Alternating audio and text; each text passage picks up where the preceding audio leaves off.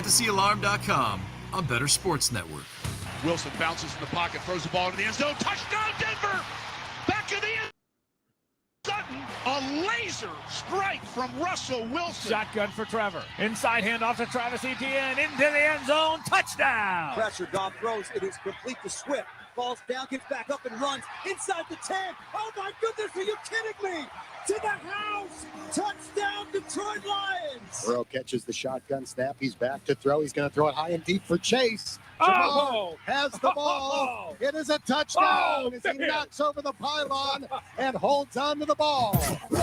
Getting you ready for NFL action with information, advice, and entertainment. The Game Day Playbook presented by FantasyAlarm.com on Bettor Sports Network. Welcome in, everybody. Jonathan here with James Grande. This is the Game Day Playbook presented by Fantasy Alarm here on the Bettor Sports Network. Week 8, James, of the NFL season. Right there, you heard Broncos Radio Network, Jaguars, Lions, and Bengals Radio Network as well. Giving you some highlights leading us into today's program here. And James, we got action pretty much right off the bat here. We have a 9:30 London game yet again. Denver Broncos versus the Jacksonville Jaguars. In today's 9:30 matchup. So pretty much a full day of football taking us all the way. And you can stick with the Bettor Sports Network all day long because we have shows all day long with not only our show, the Playbook Game Day, but we also have Front Yard Fantasy coming up from 11 to 1, Bettor Zone 1 to 5, and then 5 to midnight, the Bettor Sports Network as well. So a full day of action, a lot to get to today, man. How you feeling about week 8? Feeling good about week 8. Happy Sunday, John. Happy week 8 to everyone out there. And yeah, it's in one of those days, John, where we're not leaving the couch. We are taking a couple bathroom breaks here and there. You know, you may get a cup of water, maybe some beverages out of the fridge, but like we're just on the couch today. This is going to be a good day from football from sun up to sundown. So as Bart Scott once said, John. So can't wait. Can't wait. Yep, Can't wait. So again, we do have this game here between the Denver Broncos and Jacksonville Jaguars. If you have any start-sit questions for this game, get them in now. Best way to do that, you got to cut that line. We're answering your questions on YouTube. We're answering your questions in our Fantasy Alarm Discord. But we're answering your questions first here on the Bettor Sports Network app. And it is free to download. It's free to join the show. Go to your iTunes, Google Play Store, download the app, subscribe to the show, join show, put your questions into the chat, and you'll get those questions answered first today. That's how we do it. You want to cut that line. You don't want to wait for your questions to be answered. Cut the line, join the show, download the app, get involved with James and I, even call. You can call in here. You can come on live with James and I. You don't have to even be on video if you don't want to. You can just be audio, but if you want to be on video, totally cool too. Show us what you got going on for today, and James and I can help you answer some of your start-sit questions here as we get into week 8. But like I said, 9:30 kickoff today for Denver Broncos versus the Jacksonville Jaguars. So some of the top stories from this past week here, James. James Robinson traded from Jacksonville. No longer is he a part of that team. He's not part of the New York Jets. Travis Etienne's season officially engaged. Yeah, I mean, it was kind of engaged last week, too, with Robinson dealing with apparently a knee injury, right? Like, and now it doesn't seem to be an ailment at all in New York. With the practice, getting a full week of practice in this week. But 80% of the snaps for ETN last week. We know he's an elite pass catcher. I mean, the only problem has been the fumbles. He's fumbled 3 times this year. Last week against the Giants could have maybe iced the game with one of them, but a great chase down play from Xavier McKinney in the Giants secondary to force the fumble. But 2 fumbles in back-to-back weeks. You know, maybe that's why Doug Peterson's alluding to like, oh, JaMychal Hasty's going to get extra carries. Right. I don't buy that unless ETN continues to have, fumbling issues. But last week we saw 80% of the snaps. First time all year he's played more than 55% of the snaps, 114 yards. Like the guy is absolutely electric with the ball in his hands. And again, we haven't really even seen him in space, like catching passes yet. So I'm excited to see what he can do as we move forward and he continues to get a full complement of the snaps. Yeah, I agree with you 100% there on that one as well. What are your thoughts on the Denver Broncos? Russell Wilson back this week. Obviously didn't play last week. He had Ripien in there, nearly beat the Jets there for a bit. Doing a stretching on the plane ride over so he doesn't get all cramped up. Do we think we can expect any sort of turnaround from this Broncos offense? I mean, maybe because one, he has Wolverine blood. I mean, that's Sure. obviously a big key to this week, right? And then two, because he was doing the 4 hours of calisthenics on the plane, which wide receiver KJ Hamler confirmed on Twitter that he was doing this. Because I think it was obviously like, what is he just trolling us at this point? Right. Like, is everything he's doing, is it a troll? But KJ Hamler confirmed. I mean, look, he hasn't been mobile this year, right? He's like not getting out of the pocket. I think that's where he's been special his whole career, making plays on the move, and he's just not doing that. So like, it's a full go and he's healthy apparently, but like if this hamstring is bothering him at all, like are we concerned that, I mean, he already can't move out of the pocket or isn't moving out of the pocket. Now he can't. I don't know, man. The Jacksonville front's pretty good. I don't know if I'm riding with Broncos country this week, John. I'm a little worried about Russ and the boys out there. And if they lose and they go to 2-6, I mean, they're probably selling, right? I mean, there's a lot of chatter around Denver in general. Jacksonville favored. Never would have thought before the year started we would see Jacksonville favored against Denver, but here we are. Yeah, no kidding. And we have a couple questions already about this. If you're getting the game in our Bettor Sports Network chat here, ETN or Pollard for today in a full PPR. Of course, Ezekiel Elliott not expected to play today. So Tony Pollard truthers out there, they have their moment. Hopefully he doesn't mess it up because he's facing the Chicago Bears, one of the worst run defenses in football today. Yeah, I mean, great problem to have. I want to start them both, but I guess like I would go Pollard, but like, I mean, who are we starting over both of them? They're both RB1, back end RB1s this week, right? Like, I guess I'm leaning Pollard, but I want to find a way to get them both into my line. Yeah, if you have a way to get it, of course, we don't know what your lineup format is. I would lean Pollard over ATN if I was picking one, though. I think that there's a better defense, at least on the Denver Broncos side, than what we think Pollard is going to be facing with the Bears today. So, that's kind of how I would go about looking at it. You mentioned, obviously, the Jacobs, ATN, and Pollard. Yeah, so, I mean, ATN is the guy on the out for me there, unfortunately. Yeah, unfortunately. Again, I know how well ATN has looked at times, and for sure, but I just think that the Dallas offense today is likely poised to put up more points. Plus the wild card of being in the London game. It feels like we have some really, really, really bad football games in London sometimes. I don't know if it's the jet lag or the times difference or whatnot, but it feels like we don't really get some great games there. You mentioned the trade deadline or trade potential there. Jerry Jeudy's been a name that's been on the block.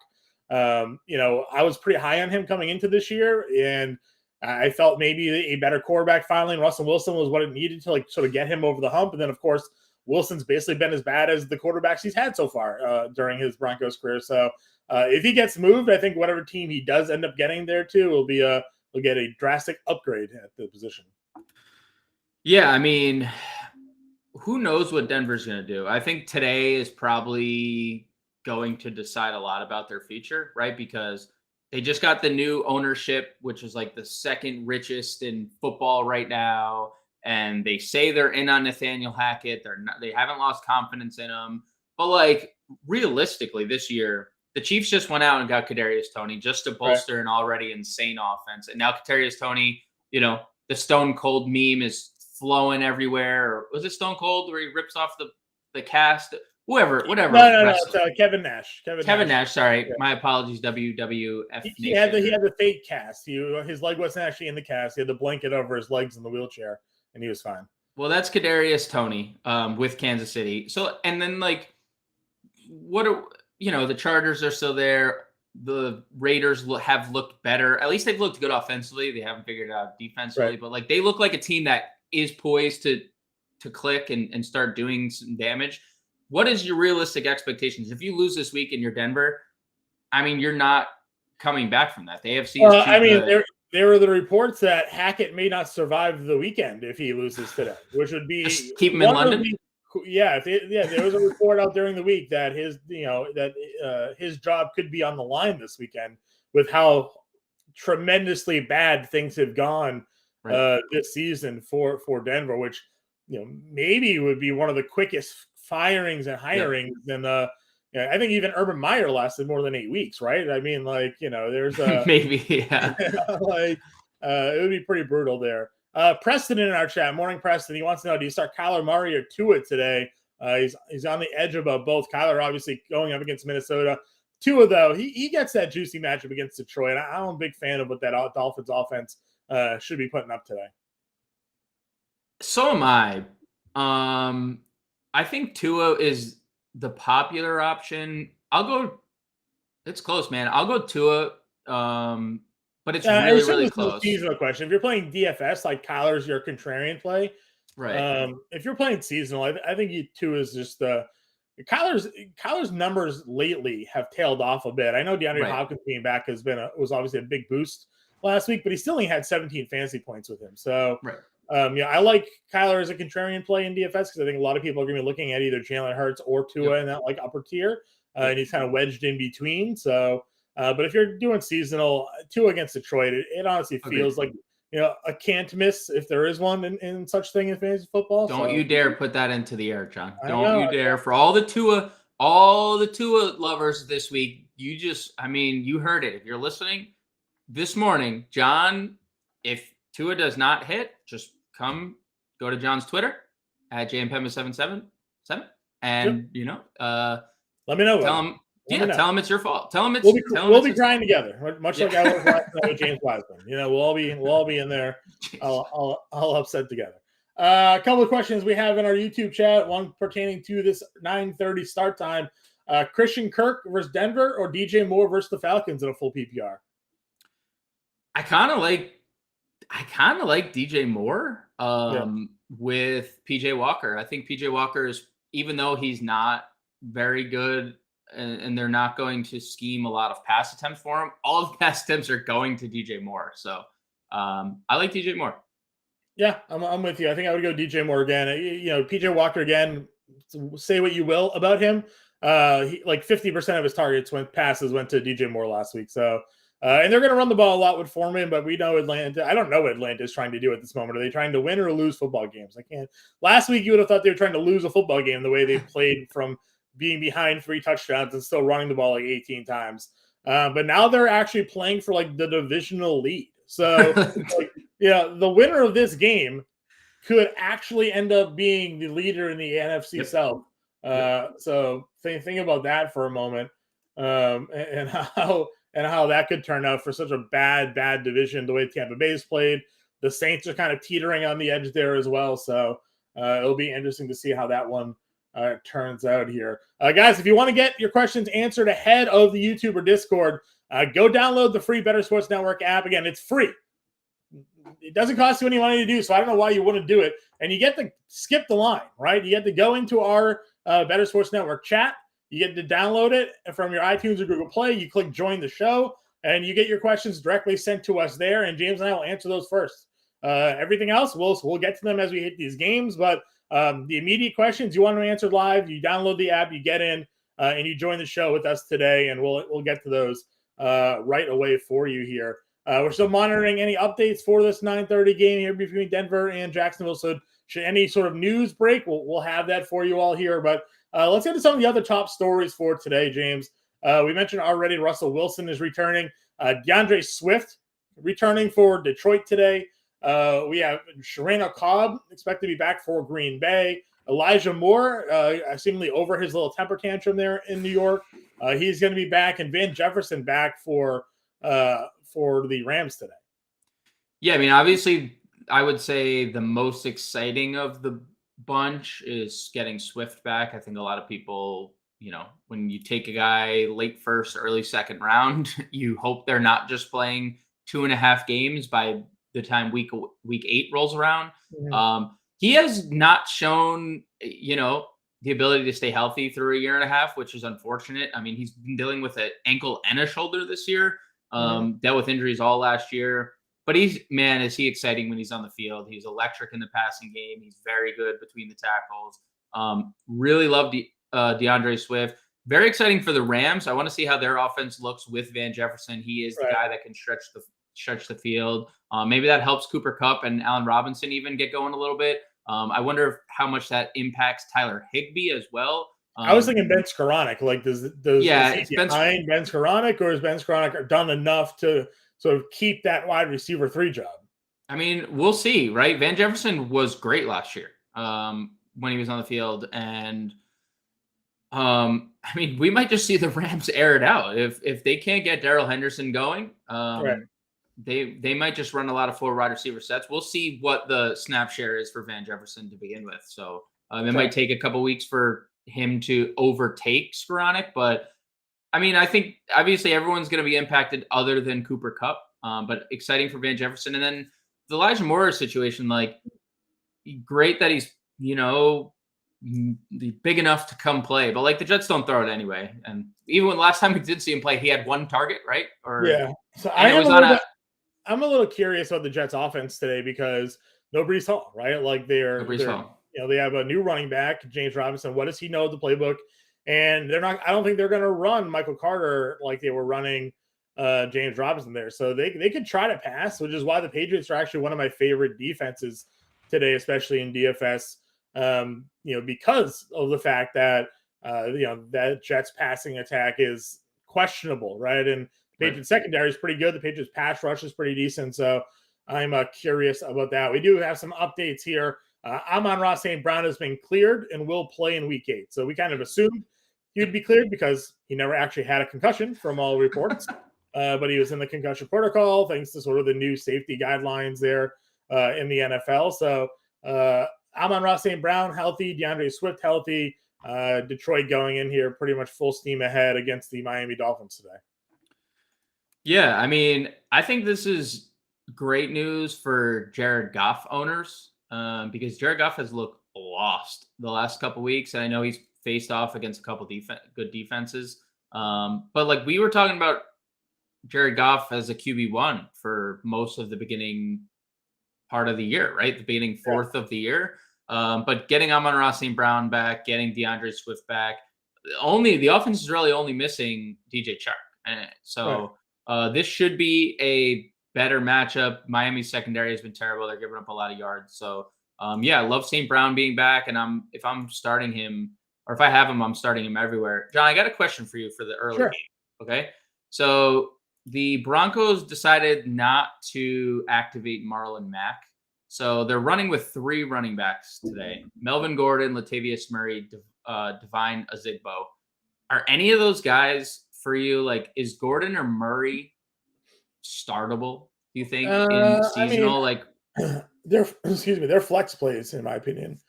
Excuse me. Again, Melvin Gordon was lead back last week. Latavius Murray got the touchdown in the red zone carry. So, there aren't too many teams. There's only 2 teams on a bye this week. So, if you find yourself in a need for a running back or a flex or any sort of depth help, I think that both of those guys are probably playable. The fact that they gave Melvin Gordon the lead carries last week, I think puts him a little bit safer of a play. Mm-hmm.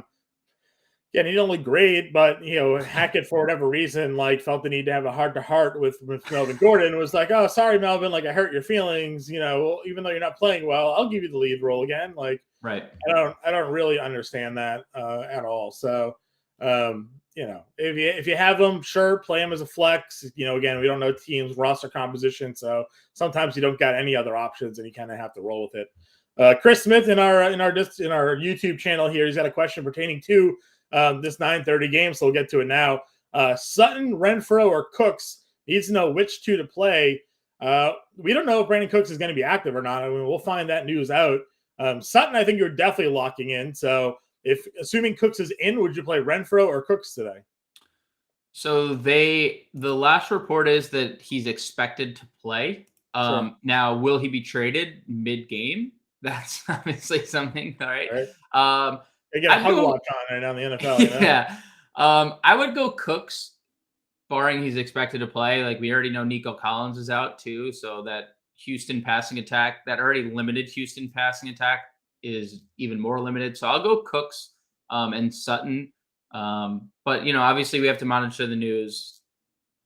I mean, I guess, I'll go Cooks. I'll go Cooks over Hunter Renfrow. Yeah, that's fine. Excuse me, I don't mind that at all. Philip Dorsett season potentially today in DFS. So Ian Dunn in chat. Morning, Ian. Look forward to your questions today. That's Rowdy over there. We have another one pertaining to our Jacksonville-Denver game here. Mikey Z over in YouTube wants to know Eno Benjamin or Christian Kirk. Eno Benjamin season is still upon us, so yeah. Darrell Williams may come back, but I don't know if that's going to impact too much today. Might, like, just the fact that he might come back makes me think, even if he is, it's like, I mean, he's just the change of pace guy instead of Ingram. Yeah. So, I'll go with Eno Benjamin. Yep, I'm with you there as well. Some of the other stories from today, guys that are inactive. Jamar Chase, big blow there. He's expected to be, I guess, week to week.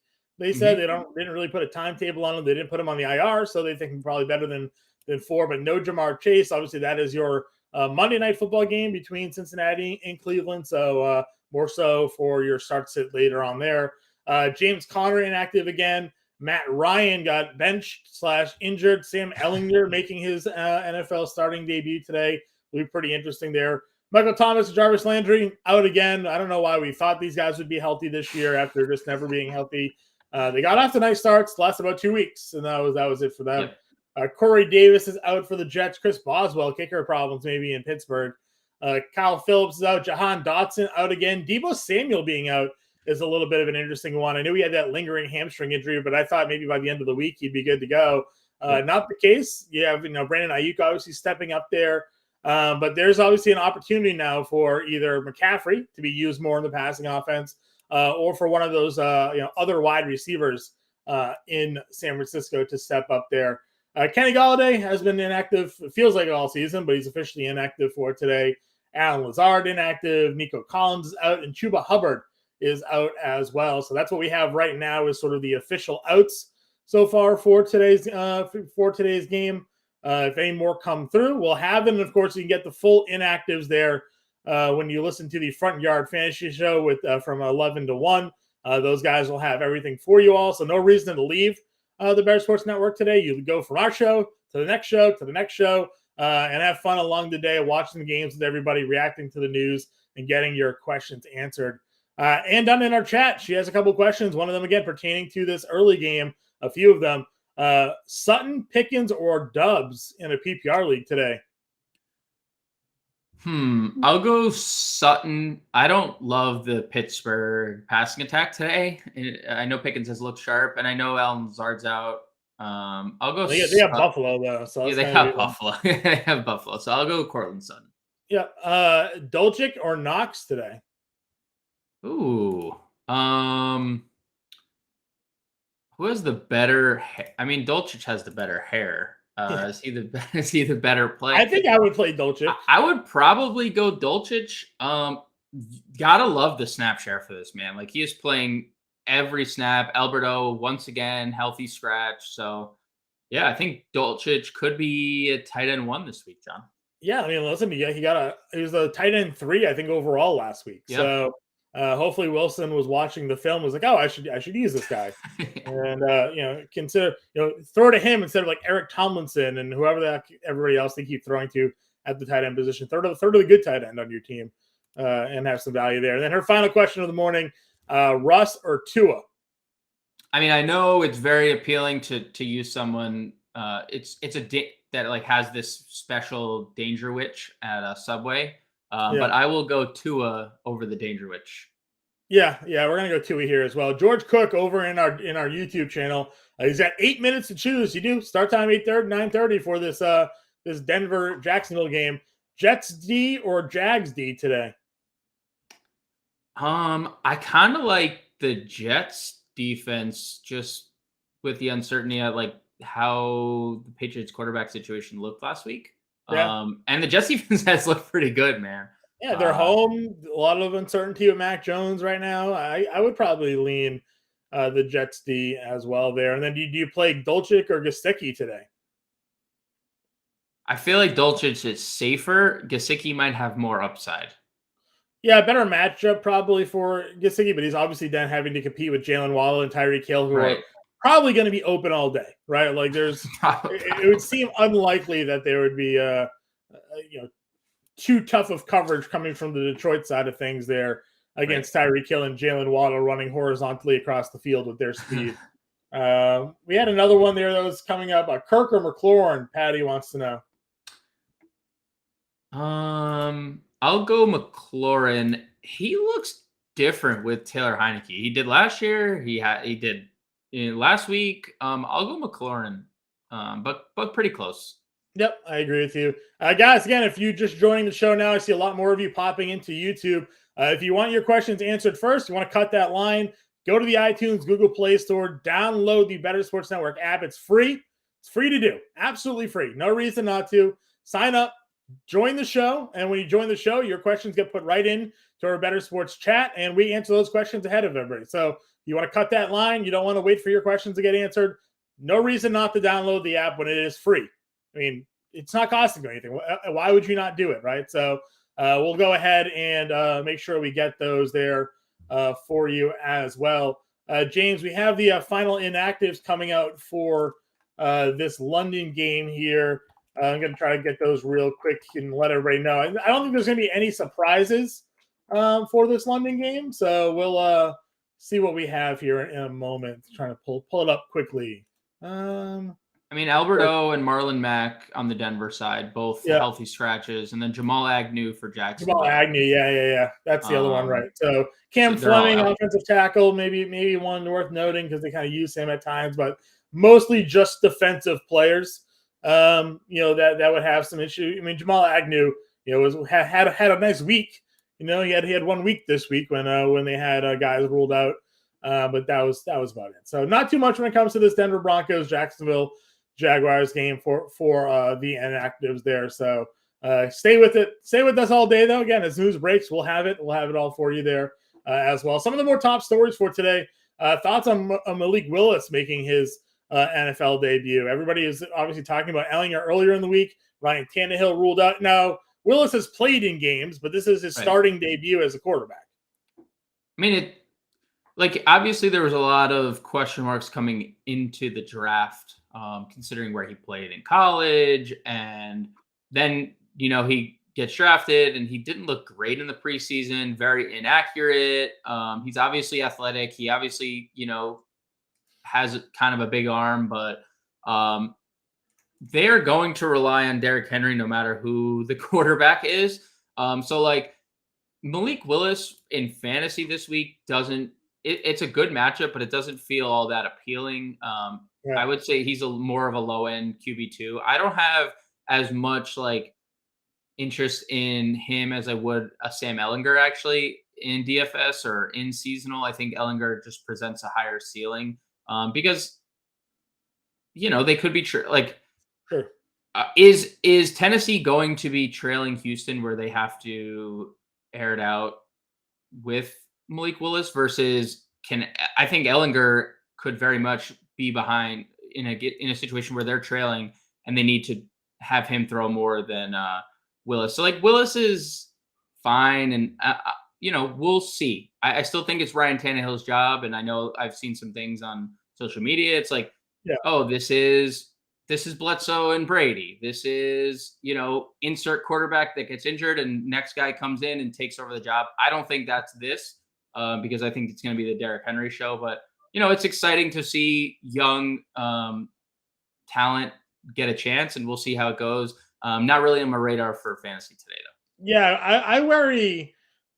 I don't know how much it's a worry. I guess it just brings a little bit more uncertainty into the mix there. With Ryan Tannehill, it's not like there was a threat to pass the football, but you knew he was a capable thrower, right? So very good in play action, dude. Very good in the play action. So defenses, it's not that they weren't stacking the box trying to stop Henry anyways, but Houston I don't feel like Houston has to really even worry about the pass today, right?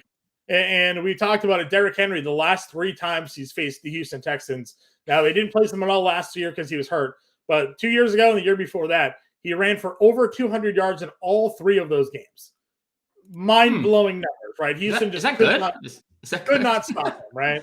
And they still may not be able to stop him, right? But those last couple of years, there was a threat to throw the football. AJ Brown was there. Corey Davis had that big season. They had to worry a little bit with Tannehill throwing the football. With Malik Willis, maybe they have to worry about some RPOs or some option reads and things like that happening, but that's still a running play, and if they throw 10 guys if they're playing like a goal line set all game against, Derrick Henry here. I wonder if that potentially would scare anybody off of Henry today. Probably not, but something to at least think about.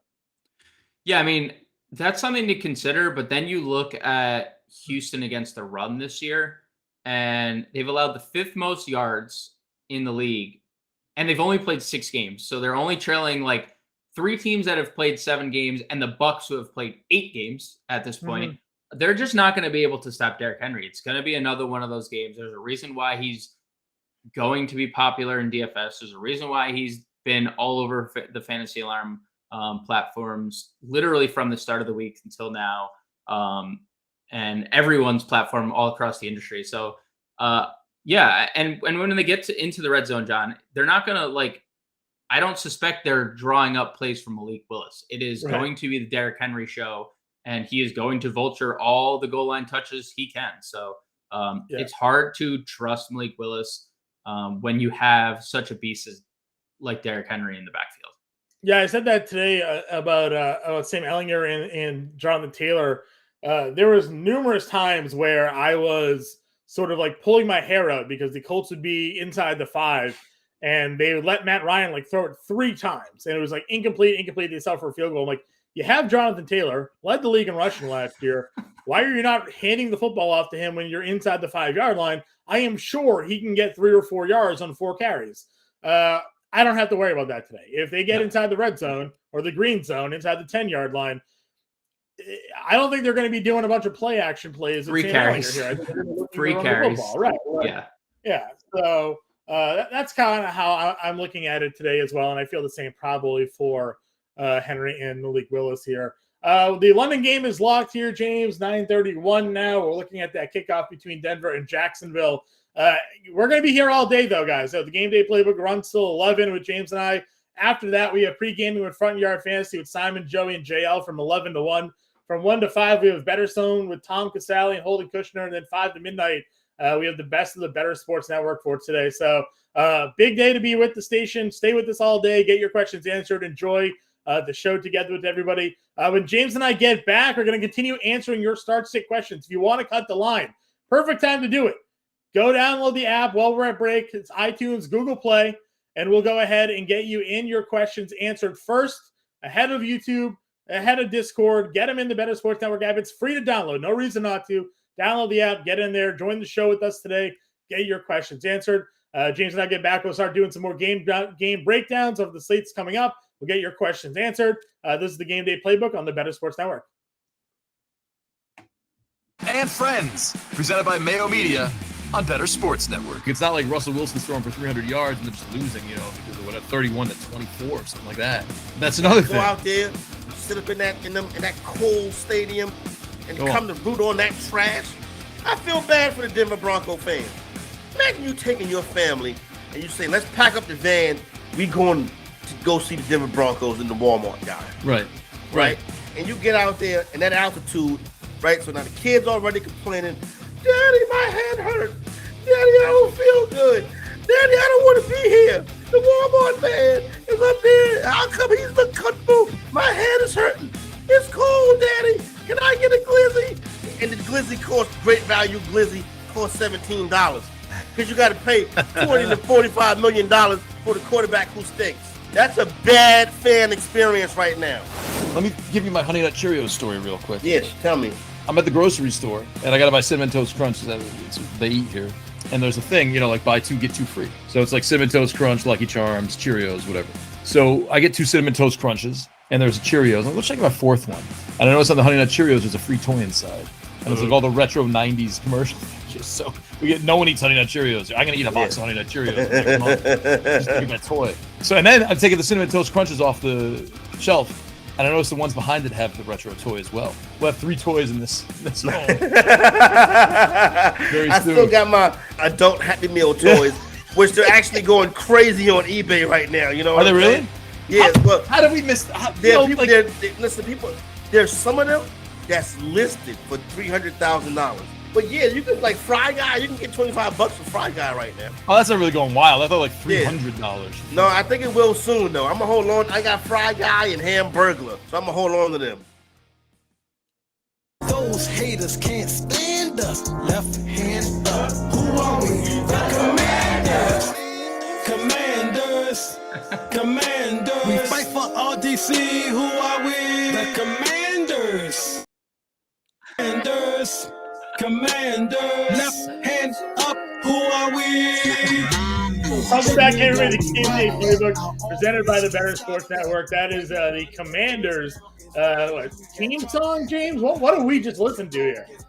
I don't think it's the team song. I think a bunch of Commanders fans just made a song about the team to get the fans riled up because they haven't had much to be riled up about. I think over the at least in a good way for the last few years. So Sure. I think they're rallying the troops. They're rallying the fans. And left hand up. We are the Commanders, as they say. Yeah, something like that. Well, today the Commanders are facing the Colts. As we mentioned, the Colts are going with Sam Ehlinger today as their starting quarterback. Those not familiar with the work of Sam Ehlinger, very mobile quarterback. Yep. He had over 700-yard rushing season during his junior year at Texas. He had, almost 40 rushing touchdowns during his college career or something like that. So a very mobile quarterback there. That the Commanders will now have to be dealing with. Obviously, we're expecting a lot of, RPOs likely there, a lot of handoffs to Jonathan Taylor. Tough blow if you invested an early draft pick in Michael Pittman, I think, this year. Expecting Matt Ryan, now getting Sam Ehlinger for the remainder of the season, at least for now. Maybe Nick Foles finds his way into the starting lineup at some point if Ehlinger gets hurt or is not playing well. I mean, there's no real commitment to Ehlinger here. I think he was like an undrafted or a 6th-round pick or something like that. So not a lot of capital investment for him. For the Commander side, Jahan Dotson, as we mentioned, is already out. Logan Thomas, though, expected to come back. He's missed a handful of weeks. A really good price on DraftKings today is only $3,000 at the tight end position. Taylor Heineke is your quarterback there. Heineke could potentially have some nice connection there with Logan Thomas. So what are your thoughts on this Commanders-Colts matchup? The Vegas total says it all. Not a lot of offense projected here. I think it's also important. It's weird because neither defense is good either. So like, what's going to give? Obviously, it's interesting that Logan Thomas is returning in his 4 weeks that he played. He played a heavy snap share. We know he's a threat in the red zone. We've seen him be a tight end one, finish as a tight end one when he's been healthy. But obviously, the injuries have piled up the last couple seasons. We'll see what his connection looks like, especially if Dotson and Brown are both out. I think there's definitely a role for him here. The Ehlinger thing is interesting to me because going from Matt Ryan to Ehlinger, who like one is just can't move, like has cement for feet, and one is extremely mobile. Like, how fast were the Colts able to switch around the playbook and adjust things where needed and introduce the RPO type looks that Ehlinger needs to probably succeed. At least we've seen all these young quarterbacks, Daniel Jones, Justin Fields, take the next step this year, or lately, at least in Justin Fields' case, with that in the playbook and getting Ehlinger on the outside in play action and stuff. So it's going to be very interesting to see the Colts offensive scheme with him compared to Ryan, because they can't block. Ryan has been getting crushed. He had a million fumbles, and that's obviously why, including the turnovers just in general, why he was benched. But like, if Ehlinger can get out of the pocket and avoid pressure, maybe the Colts offense can move the ball a little bit more. But it all starts with Jonathan Taylor. They had to sit down and be like, why did we only give Jonathan Taylor 10 carries last week? Like, I know he was involved in the passing game heavily, and that was really nice to see from a fantasy perspective, because he, we wonder why he's not involved more there. I know it's like, oh, well, they have Nyheim Hines. Well, yeah, they also have Jonathan Taylor, who can shoulder a 3, down workload. But the game starts and ends with Jonathan Taylor. He needs 20 plus touches, and I shouldn't even say touches. He needs 20 plus carries, right? So love Jonathan Taylor today. Very indifferent on Ehlinger. I think there's a very big split in the DFS community, John. I think Ellinger is a really contrarian DFS play, and I think the Commanders' defense is a really popular play in DFS. So what's going to give? I'm currently on the side of the Commanders' defense. We are the Commanders today, as left hand up, as the song let us in from break. But it's a lot of question marks surrounding this game. Heavy T in our chat wants to know Packers defense against Buffalo or the Commanders against the Colts. I think you probably answered that one there. I think left hand up, we are the Commanders. Plus, I never want to play a defense against the Buffalo Bills. No, never. Kate and the Colts fan over on YouTube, I guess maybe I'll take his word for it here. He said in a press conference, Michael Pittman said he hasn't caught a ball from Ellinger since last season. Which would make sense because why would Michael Pittman be running with the third string quarterback on your roster? Sure. So, is there going to be some timing and chemistry issues? Probably. It's probably why in the game day in our NFL playbook that we have over at Fantasy Slam, Howard Bender writes up in the dartboard. He has, I think it's like Mike Stronach or something like that. He's like this third string, fourth string wide receiver. That I guess Ellinger has likely been practicing with in his mind.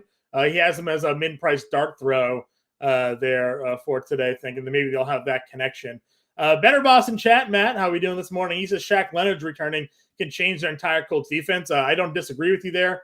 There's some reports out there that he'll be on a limited snap count, but who knows, right? Those guys get out there, they start feeling good, and they play a little bit more. He also said that he's playing Willis over Stafford today. What are your thoughts on Stafford coming out of a bye at home against a 49ers defense that has really owned that Rams team over the last couple of seasons?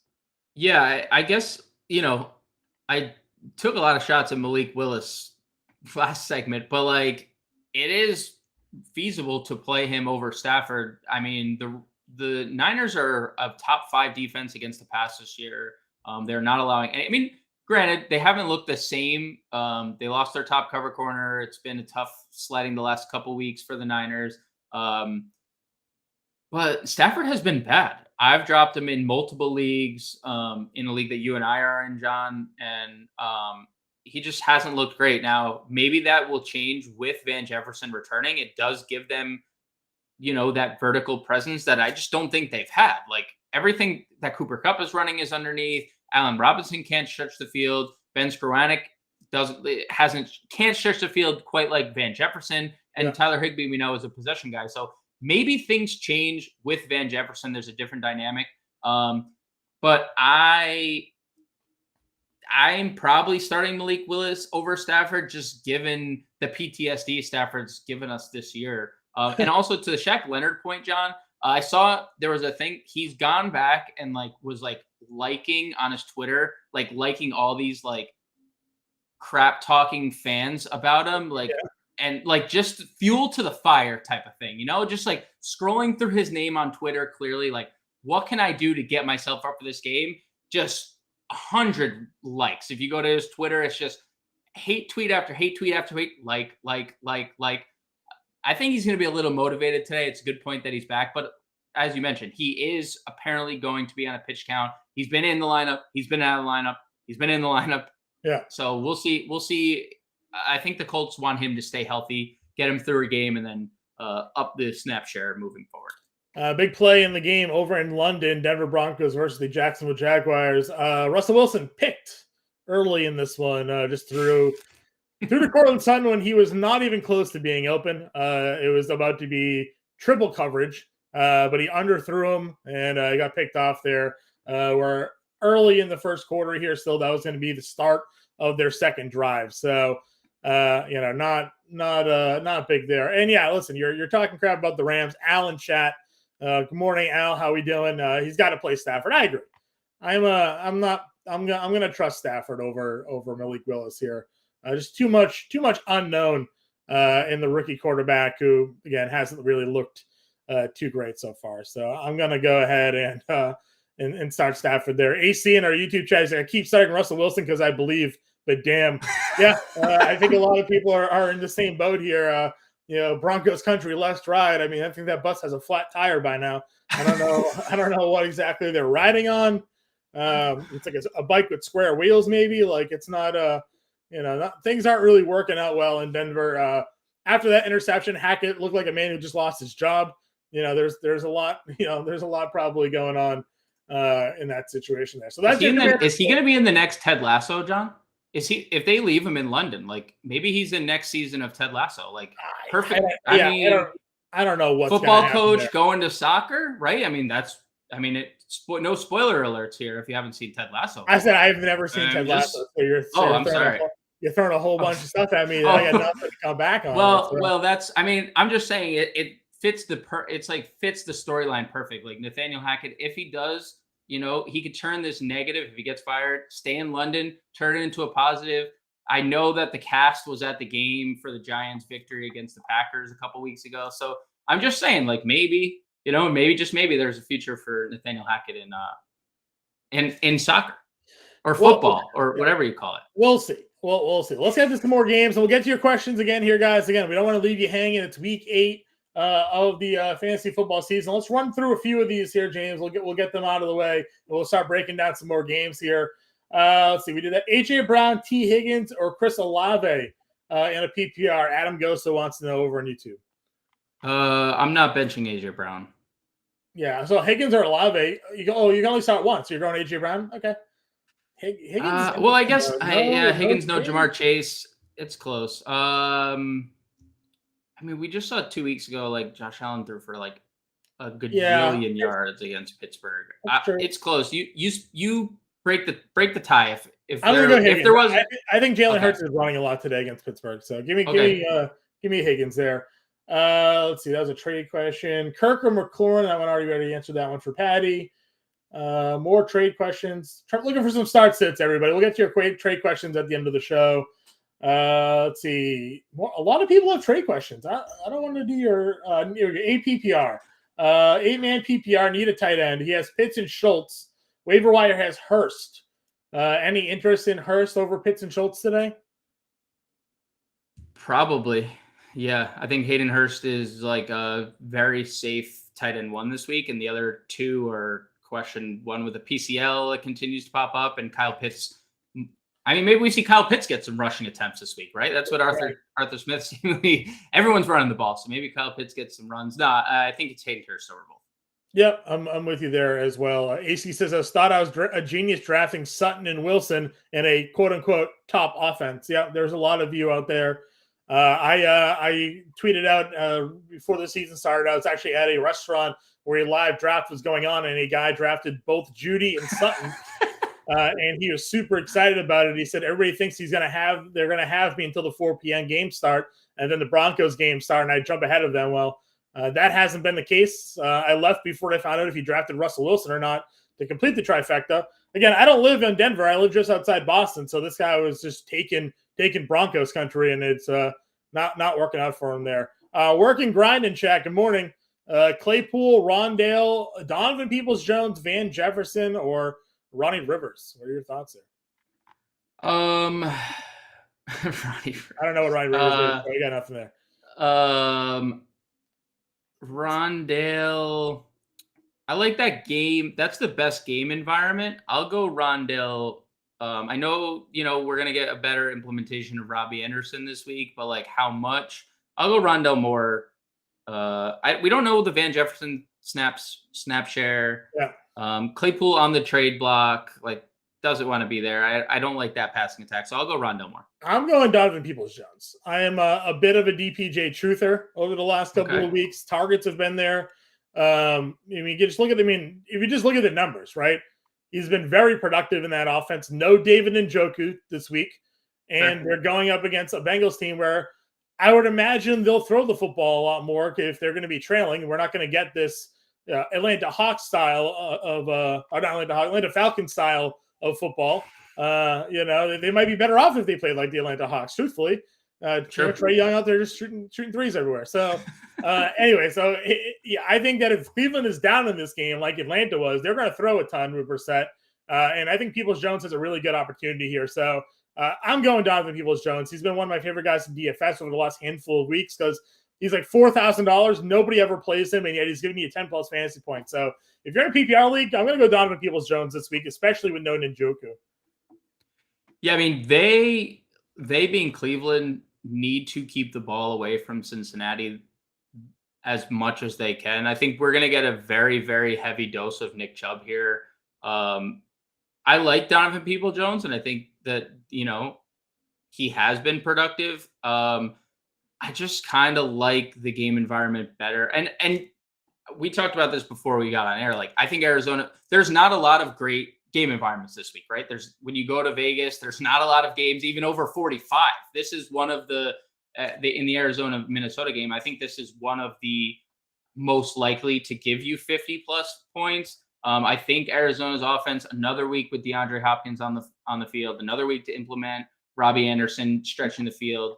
And I think that could lead to Rondale Moore being peppered with targets underneath, especially if Minnesota does get out to an early lead. They are big favorites on the money line, 3.5-point favorites at home. I think Arizona's offense could come out looking very good here. So I'll go Moore, but I completely understand your Donovan Peoples-Jones play as well. Finally have a score in this Denver-Jacksonville game. Any coincidence, James, that our guy Andrew Cooper is in Europe for his honeymoon, and Evan Ingram is in London playing a football game. First touchdown of the season for Evan Ingram. Jacksonville's up 7-0. This is literally like Coop is having, like, he couldn't even care. He could care less about his honeymoon right now.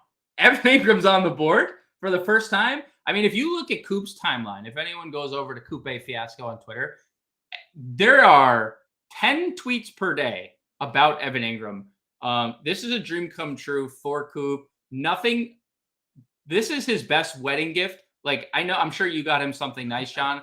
This trumps that. Like, he's going to be like, John, thanks for the gift. But I mean, Evan Ingram got me a touchdown. That's all that really matters. And you know what, though? Yeah. To Coop's point, Evan Ingram has looked good over the last few weeks. And he's looked good at times this season. I think, being a Giants fan, I have been very disappointed in Evan Ingram throughout the years. I understand that there's always been talent there. I understand that he's generally he was the most athletic person on the field a lot of the time when he was in New York. But you know what? If Trevor Lawrence continues this evolution, Evan Ingram could be really good for him. Good for Evan Ingram. I hope he continues to do this like he did. He was good last week. He's been good, obviously, with a touchdown, his first touchdown of the year this week. Good for Evan Ingram. Good for Coop. And bad for all the Evan Ingram haters like myself because, I can't say anything anymore. He continues to produce. Yep, I agree with you there. James, we're going to go take a quick break here. When we get back, we're going to continue to go down through these start sits. We're going to break down some more of the games coming through, see if we have any more scores or turnovers in this London game when we get back. So this is the Game Day Playbook presented by Fantasy Alarm on the Better Sports Network. We'll talk to you in a bit. Talk about your picks, your fantasy teams, and your sports collectibles on Better Sports Network. By the way, if you are a commissioner out there, if someone does not pay, that's on you at the end of the day. It sucks. That's why you have to get the money early, because if they don't pay, it's on you. You don't change the prize. A winner shouldn't be impacted because unfortunately you messed up as commissioner. And I've been caught with this before. I've made this mistake. It sucks, and I had to go out of pocket for it. You learn that maybe some of your friends should not be in that league. But Roan, we see it all the time with commissioner issues, and I can't stress it enough that when it comes down to league payment, it's on the commissioner if they don't have everybody's entry fee and someone decides to ghost them. Yeah, I had to collect 36 entry fees this year. All of them were collected except one. And it was one of my friends who said he was going to pay the second. I forgot to remind him. He might even be listening, but I know he's going to pay. If not, I know where he lives. But nah, he'll pay. Big brother Adam Rodas over here. And even the guy that I've talked about before that usually always pays me at the end, he actually paid on time this time. He usually is like, I'll pay you on Friday, and then it doesn't come, and then it's 4 months later. And he always winds up paying. That's why I don't really get upset. But you've seen my emails. I don't play around. Like, no. This is the date. This is the date. You get it in by then. And I always, too, I'm like, the draft order will be determined when everyone pays. Right. So don't hit me up about the draft order. Once everyone pays, then the draft order will be done. And anyone who's been in this league, now Festi can't attest to this because he's never won money in my league, but the people who do win, they get it right away. Usually the next day or two. Just make sure the scoring, especially with football, no scoring changes, as long as it's not like a point victory, half a point, and then they'll get the money right away. What about 2 points? Yeah, wait it out just in case something crazy happens. I guess I don't wait till Thursday when the official scoring happens. Yeah, man. A championship that I was in years ago got reversed, and I ended up winning on a Thursday stat correction. Yeah, that kind of sucks. You hope it doesn't come down to that. If you're on the better end of that, it's great. But man, imagine thinking you won, you got the money, and then it changes. That's tough. Make bets and follow your fantasy team while you buy, sell, and trade collectibles in real time. Only on Bettor Sports Network.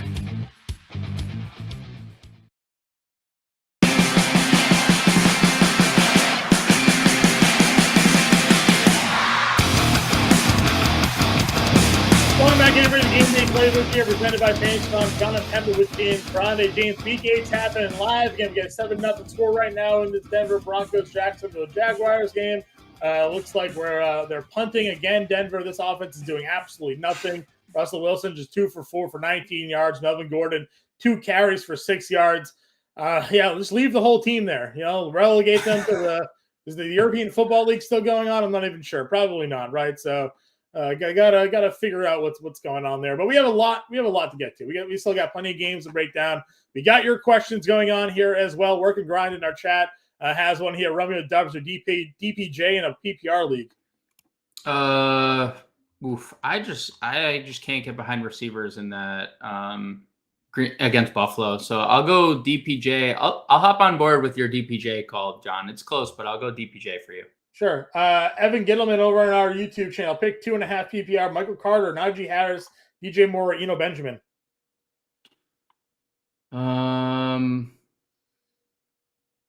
Eno Benjamin, and who was the first one? Michael Carter. And I'll go. What do you think of that situation for the Jets? Like Carter's obviously, James Robinson. How much of the playbook can James Robinson know at the moment? So in 1 week, right? Like it's very hard. I'll go Eno Benjamin and Carter in half PPR. Okay. Avery Chapman wants to know start 2, Najee Harris, Deonta Foreman, and Terry McLaurin. Foreman and McLaurin. And then Logan wants to know Eagles defense or 49ers defense today. I'll go with the Philly. Yeah, Philly defense for me as well. Work and Grind has another one. Alec Pierce or DPJ. I'm going DPJ.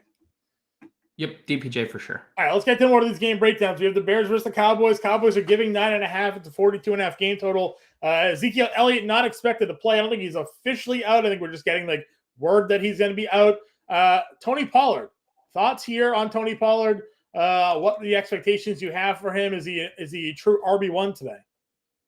Yeah, I think he's a lower end RB1, but I would slot him in the RB1 range. Look, he's been getting most of the pass work for what it's worth. There hasn't been a lot for the running backs this year. Like Zeke has been non-existent in the passing game. But Pollard's looked very explosive. He looked good between the tackles as well last week. And it's really been smooth sailing for him when he's touched the football. Now we're going to get a full workload out of Pollard. I do think it's a very good matchup against the Bears.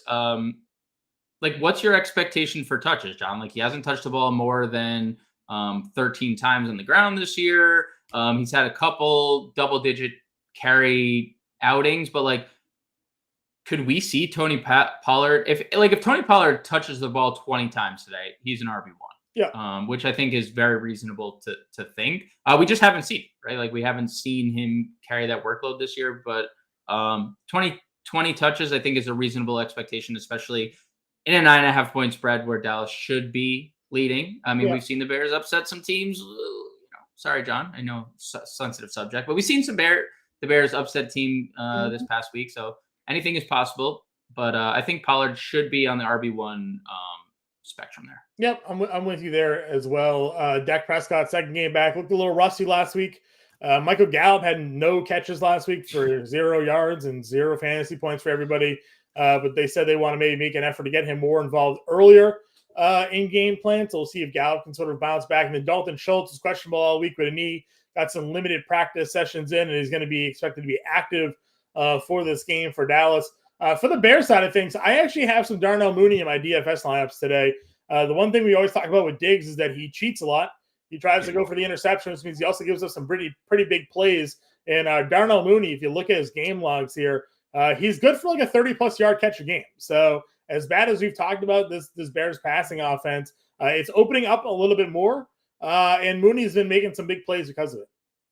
I mean, yeah, it's obviously scary using players against Trayvon Diggs because he is such a ball hawk. But as you mentioned, like, he does allow big plays because he's always going for interceptions. He's always trying to make plays, and he made some very good looking.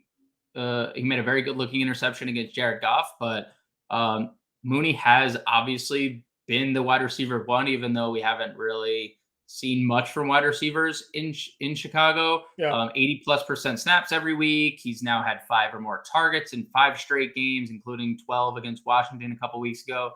So yeah, I think Mooney is interesting. We just need a touchdown. Like, give us a touchdown to really make us feel better about what's going on, because the snaps are there, the targets are there, the big playability is there.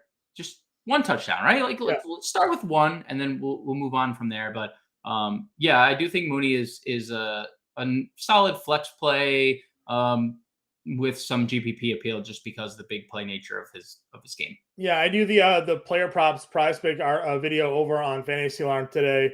One of those plays is the Dallas Cowboys over 3.5 sacks. Justin Fields has been sacked the most times in the NFL this season. Dallas Cowboys lead the league in sacks. Yep. So he's been sacked at least 4 times in 4 of the last 5 games. So with that defense, and the one thing we talk about with Fields is his speed. It's his escapability. It's ability to move around the pockets. Michael Parsons is an absolute freak of nature. He no man that big should be that fast. So like, Fields isn't going to be able to run away from him. Like, didn't Parsons run like a 4.3? like he's just yeah, he's a sick individual of an individual. So yeah, I'm all in on this game here. What are your thoughts on the spread here, though? Dallas giving 9.5 points. Is that too much for you, or are you taking the points?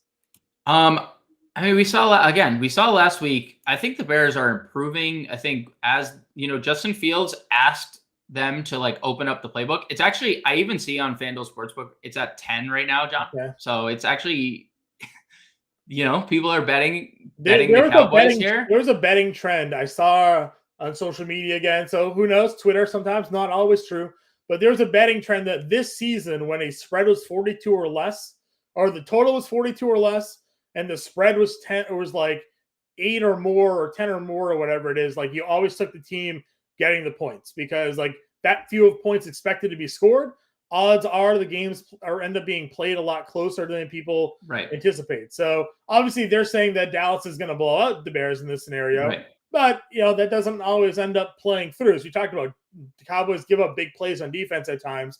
All it takes is 1 or 2 of those, and this is a 24-14 game, and now the spread's being covered, right? So something to pay attention to there with Chicago. I along with probably the most of the public would lean Dallas in this one, but we've been surprised before. So like you said, maybe the Bears are getting it together. Their running game's pretty strong with Herbert and Montgomery. You know, their defense, even though they did just trade Quinn, had been strong. So we'll see what happens with that one.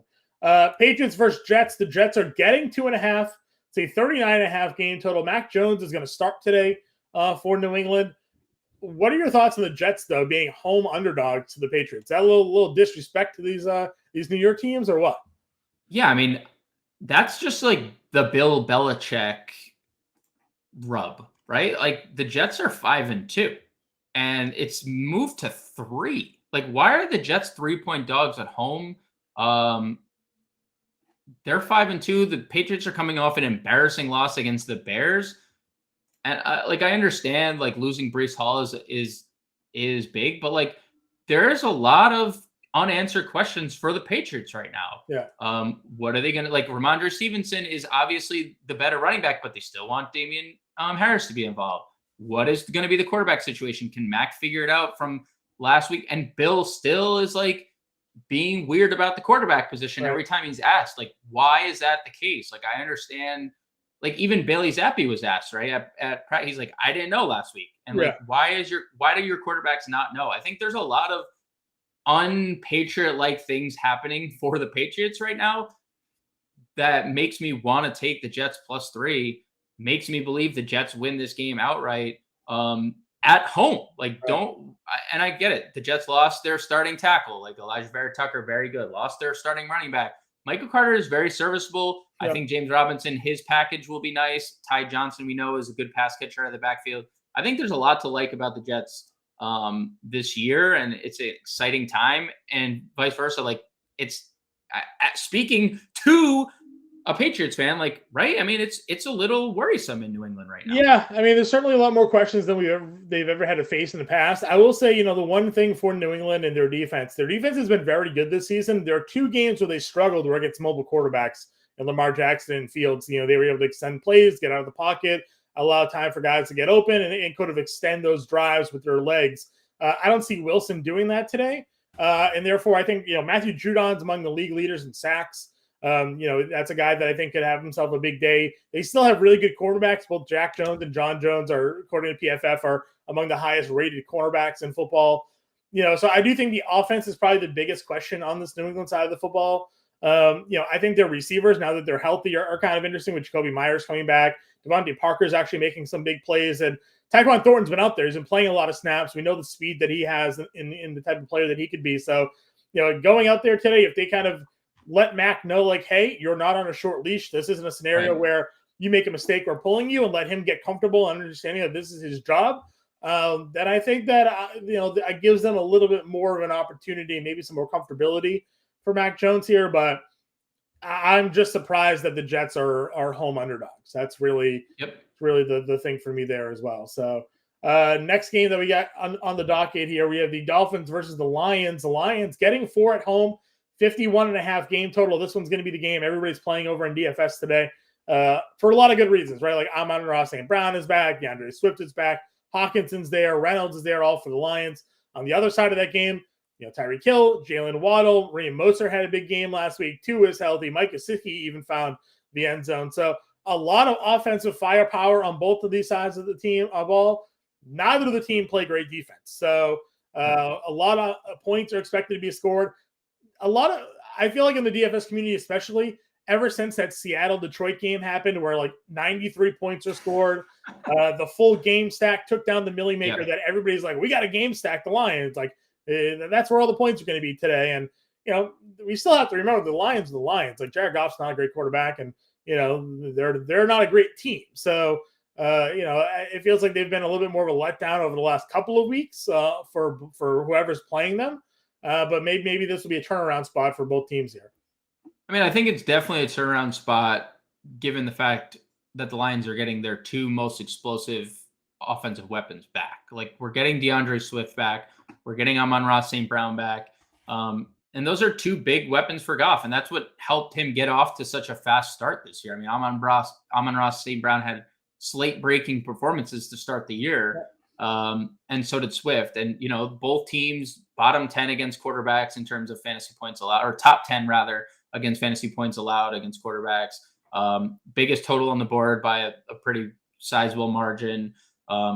Maybe we do have to factor in the Lions are home. Like that benefits, that keeps this spread a little closer than I think expected. But yeah, if you're playing DFS, I mean, Tua is going to be the most popular quarterback. He's probably where a lot of people start their cash game builds. A lot of people are going to game stack this. I toyed with the idea of game stacking it, playing both Miami receivers, playing one with Gesicki, with St. Brown, with Swift. Like, there's a lot of routes you can go in this game, and I think they're all viable in fantasy. Like, no, I'm not just starting Gesicki in seasonal because it's a great game environment. There needs to be a clear-cut reason as to why. But in DFS, I mean, you can start anybody and everything. I think, truthfully, I think Jared Goff is an interesting contrarian play, John, in this game. Like, to Tua, because you could still get plenty of Miami. Like, you can play Raheem Mostert if you believe in that type of game stack because,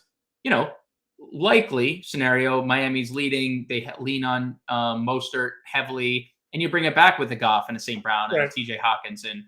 So I think that's more of a contrarian route if you want to play that aspect of the game, because as we both mentioned, the Miami side is going to be extremely popular. You're not going to trick anyone in your DFS builds with using the day that game stack won the Millie Maker, both quarterbacks were actually under rostered. And that was kind of everybody played the receivers and the skill position players, and then it ended up being low owned quarterbacks, and they both popped up there. So we almost just had our second Evan Ingram touchdown, James. That's pretty wild. They got first and goal on the 1 right now for Jacksonville. So a couple of questions here. We'll get to them here. Stephen Grise over in YouTube wants to know, he's looking for thoughts on his flex spot. George Pickens or Mr. Wan'Dale Robinson in a full PPR? So I think this is interesting because the weather in Seattle is not great, but it looks like it's going to be fine. It's going to just be another day in Seattle. Robinson's really hard not to like moving forward, right? In full point PPR, I mean, he had 8 targets last week. He scored the week before. He's playing a full snap share. Now there's no Daniel Bellinger, who has become one of Daniel Jones' favorite targets. So I'll go Wan'Dale, unbiased, of course. Yeah, I like Wan'Dale. 82% of the offensive snaps last week. So he is their wide receiver 1. So that's kind of where you're at with that team right there. Work and Grind wants to know, Sammy Watkins or Romeo Doubs in the PPR? Not my favorite question. I don't really want much against this Buffalo defense, but gotta go Doubs. I gotta go Doubs. I think, honestly, I mean, you don't know what you're gonna get at Watkins here, just coming back from injury, and how quickly will he get an injury? Yeah, that's what we're gonna get. Will he be re-injured, right? So we'll see what happens to that one. All right, let's get back to our game previews here. Raiders versus Saints. Saints are getting 1.5. It's a 49.5 game total. Thomas, Landry, and Lattimore are out again for the Saints here. Josh Jacobs should be good to go. I saw the injury designation was taken off of him. He's dealing with, I think it was a foot injury throughout the week, rather, but he should be good. I mean, listen, I'm sure he's a little sore. 140, 150, and 140 rushing yards the last 3 weeks. So, a lot going on for him these last couple of weeks. Devontae Adams has been dealing with an illness, but he's expected to play. Darren Waller's questionable. Matt Collins both questionable there. For the Raiders. Saints, Andy Dalton's the starter. Waiting to figure out the tight end situation. Both Trotman and Johnson are questionable. I would like it for Trotman to be out so we can just play Johnson. I like him a lot today. Raiders are allowing the 5th most fantasy points to the tight end. Raiders are also allowing the most fantasy points to the quarterback position so far this season. So Andy Dalton, maybe a sneaky little play there. The Raiders are allowing the most receptions also to the running back position for those who like Alvin Kamara. So a lot to like on the Saints, a lot to like on the Raiders side of this game as well. Yeah, I'm still confused at like what the Saints are doing. Like bringing Jameis back, but we're starting Andy Dalton. Like I know Dalton threw 4 touchdowns last week, and I know he threw for a whole bunch of yards, but like he also turned the ball over a lot. And they're still going to him, and Jameis is healthy. Like, my worry about, I guess, like using Dalton is if he struggles again, do they just go to Jameis? Like, what? Why wouldn't you? I don't think so, because they kept Dalton in that game last week. He threw for like 400 yards and 4 touchdowns and 3 interceptions, right? So it just doesn't seem like they have any interest in using Jameis for. Well, it was like health. Well, wasn't it? It was. They wanted Jameis to be 100% healthy, just given all the injury history that he's had. So if he's not, but now he's healthy. Yeah, but he's backing up still. I know, but now he's healthy. Like he hadn't been healthy, right? But now that he's healthy, is that now a more likely scenario where Dalton throws 3 picks again, and then we turn to Jameis? I don't know. I'm just throwing out the possibility because Jameis still is looming. Like everyone. It's not impossible. It's not impossible, obviously, that they would put him in. I would agree. Because if it weren't the case, I would love this game for DFS. I would love to use Andy Dalton. Well, you use Andy Dalton, you use it because you're expecting him not to suck. So right. I'm just but that's my hesitation is that there could be like he does suck, and then there's a swap. Sure. Or he's just underwhelming, and then there's a swap. Yeah, I guess it's possible. It is an appealing game. Obviously, good that we see Darren Waller back at practice this week. It's been a rough go for him. Right. And hammies can be obviously pretty tricky, but we did get Waller back at practice this week, so it does look like he's going to play. But we saw that with Jonathan Taylor. Like for 2 straight weeks, he practiced and then he didn't play, and then he finally returned. This is a great game environment. Derek Carr, I think, is a pretty sneaky with the Jacobs, like, injury-ish nature. Maybe we do see Derek Carr air it out. I mean, this is a guy who has thrown for 4,000 yards in a season we thought was going to take the next step with Devontae Adams and Darren Waller and Hunter Renfrow. Maybe this is a sneaky Derek Carr week in DFS, because this is one of the best game totals on the board. It'll be a contrarian play for sure. James, I mentioned that the Jacksonville Jaguars were going in for a score. Not to be the case. They had 1st and goal in the 1, and Trevor Lawrence threw an interception. 1st and goal in the 1, and they did a little roll-up play action. Zay Jones was open, but he just didn't throw it over the linebacker's head. Linebacker just stuck his hands up, picked it off, and now we have Denver with the ball back. So drive ended after Jacksonville drove all the way down the field. Should have had a touchdown to Evan Ingram, but it was pass interference, so they pulled it back and wasn't able to complete the play. A couple of questions here. Record Grind wants to know Johnson's chalk after 2 touchdowns, probably. Assuming he's in and no Trotman, I think a lot of people will go there just because of the price. And then Juggernaut wants to know Wandale or Tyler Boyd for a full PPR. It's T Boyd season. Yeah. It's T Boyd season. Big time Tyler Boyd would be a wide receiver 1/1A on like every team in football except So because Higgins and like there are times where like I think a case could be made that like he's on par with those other guys too. It's just that he just plays with those other 2 guys. So and then over in our YouTube chat, Izzy wants to know Van Jefferson or Rondale Moore in a PPR. Well, so and rest of season. So I think it's Moore for me on the first part and Jefferson for me on rest of season, because we could get Hollywood Brown at the end of the year too. Sure. So when Hollywood Brown returns, then Moore becomes less and more. Then there's literally 5 guys that can catch passes when you include Ertz and Robbie Anderson into that mix too. So right. I think it's Moore for me today and Van Jefferson for the rest of season. Sure. We'll fire through a few of these. We'll get back to the game breakdowns here. Pick 2, Swift, Miles Sanders, or Eno Benjamin.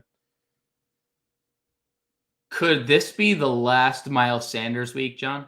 I don't know. If you believe the fake Twitter trade rumors, I mean, the number of people that sent me that tweet, I'm like, it's a fake account, guys. It doesn't unless it comes from Schefter or Rappaport or Pelissaro, I'm not believing any sort of trade rumor. Sorry. Give me Sanders and Swift, but it's close. No, it's Sanders and Swift. Yeah, that's what I call. Let's see, Deontay Johnson or Amari Cooper. Amari Cooper. Yeah, Amari Cooper. I agree with you there. Yeah, again, no one Philly defense. That defense is just too good, especially off of a bye. Like they've had time to prepare. Like they'll, RIP Pickens. I think this week, or not Pickens, Pickett. Let's see, Lockett or Foreman in a flex. A Foreman, it's tough. Tough to trust those receivers in Seattle. Both hurt. There's rain. I'll go with Donta Foreman. Yep. And then Jacoby Myers, DK Metcalf, or Allen Robinson at a flex for Eric. Jacoby Myers for me, but I don't know what to. How is DK Metcalf playing? How is he? There was have you seen his body? He is. He's a Wolverine. He's a Wolverine, right? He actually has Wolverine blood. Yeah, exactly. Yeah. I just again, this just doesn't seem like a recipe for success. There's a patellar injury, there's rain. It just feels bad. He didn't practice this week. He got carted off and he's playing the next week.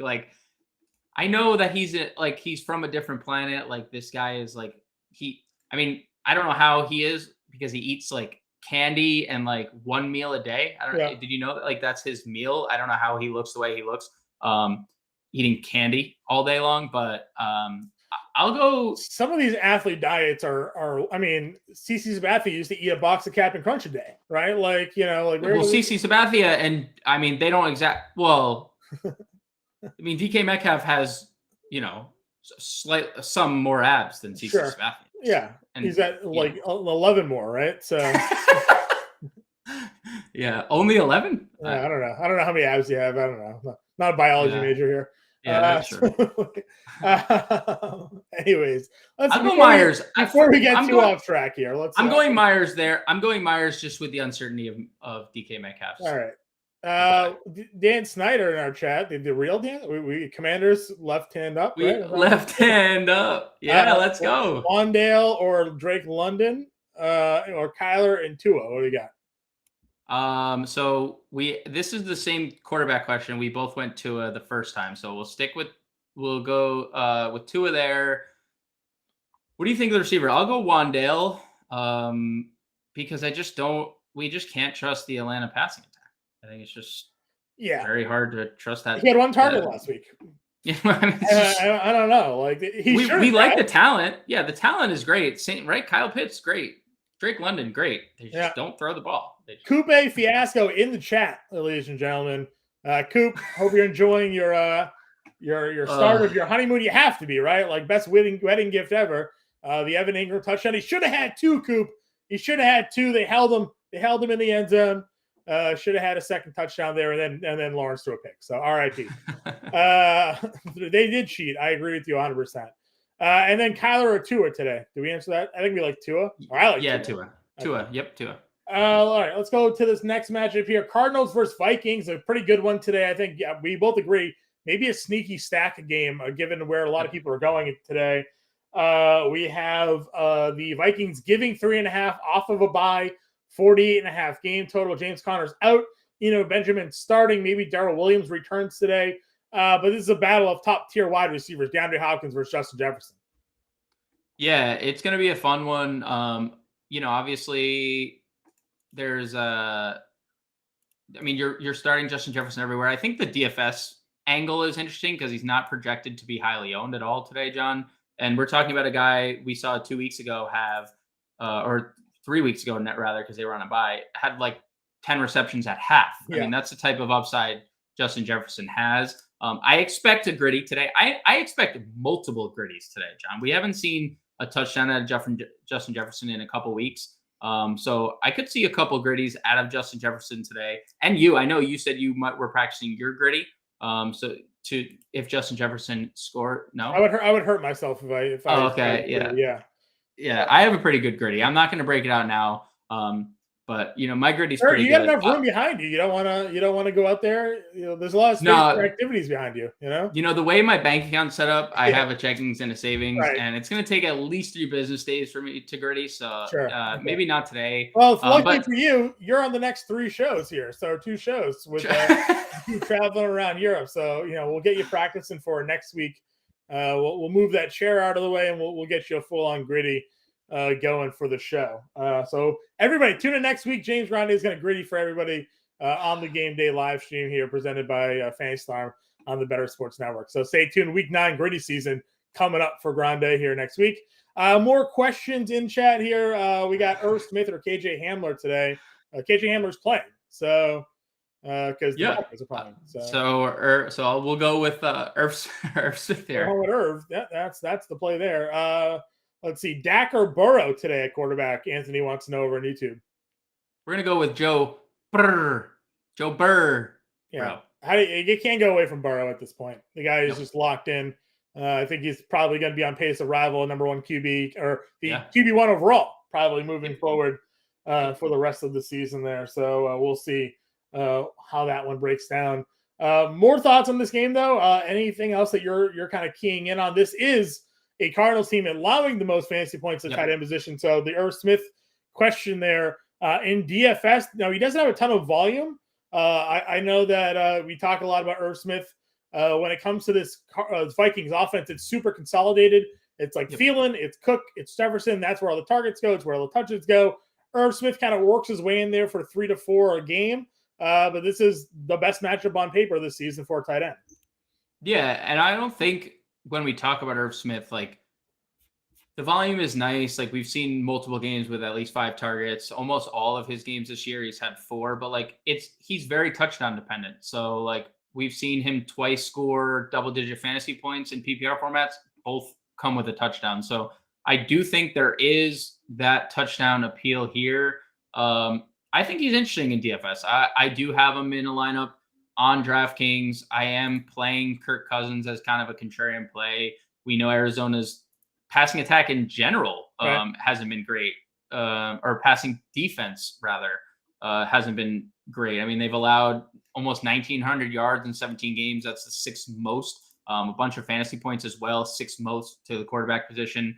You mentioned, the tight end position they can't defend, and they also have to defend Justin Jefferson and Adam Thielen. So I think this is a breakout. We got Kevin O'Connell bye week, right? His first bye week as a head coach. He's the offensive guru coming over from the Rams Super Bowl run to Minnesota. What can he scheme up against, a pretty bad Arizona defense? Right. I love the Minnesota side in DFS. I love all their options in seasonal. Like I do think Irv Smith is, a potential low end tight end 1, which obviously puts us in DFS radar too. So I love the Minnesota side. I think, Arizona side might be a little more popular because they're more appropriately priced, especially on DraftKings. Like D-Hop is 7,400 compared to Justin Jefferson 91. Yeah. Right. I said on the DFS podcast, this is going to be the lowest you'll probably get Hopkins again for like the rest of the season. So rest of the year. He'll be an 8K receiver probably by next week. So I'm with you there. We just got a field goal tacked on by Jacksonville here. It's 10-0 Jacksonville in this game. 8 minutes ago in the second quarter still. So plenty of time, but Wilson's just 2 of 5 today, passing the football. Nothing going on for this Broncos offense here today against Jacksonville in London. Final game here of this first slate. Panthers-Falcons. Falcons giving 4, 41.5 game total. A lot of ugliness on the surface here in this game. Donta Foreman, maybe and DJ Moore looking like the 2 most likely fantasy DFS plays, I guess, of this game, but there's not a lot in this one. No, I mean, I think this is kind of a stay away. Just in general, we know the quarterbacks are not plays. I think Donta Foreman is interesting. I think, he could be viable. I mean, he looked really good last week. He had the big carry that, sprung his day. Chuba Hubbard also looked good in a spot we didn't expect. But, I think we're going to see Raheem Blackshear mix in. I think head coach Steve Wilkes mentioned that a bunch. And, last week they went with a 2-headed attack. I don't know if they do it again with Blackshear and Foreman, but it is worth noting. But DJ Moore, Foreman, as you mentioned, like, what do we do with Atlanta? Like, is Tyler Algier in play? I mean, he gets volume, John. Like, he gets volume. Like, would you consider him as a flex option? 15, 16 carries the last 2 weeks. Like, if you're desperate, I don't hate him as a flex, but like, it really doesn't get me going. Yeah, no, I agree with you. I would consider Algier if you had to as a flex play. I wouldn't use him in DFS, but I mean, if you get 16 for 60 and a score, like, that's fine in seasonal. That's fine as a flex. Yeah, but it's just not there for DFS. So it's nothing that I'm going to be looking too closely at. I think, again, there's not a lot in this game. I'm trying to think, like, there should be more options on the Atlanta side, right? Like, Pitts in London should be playable.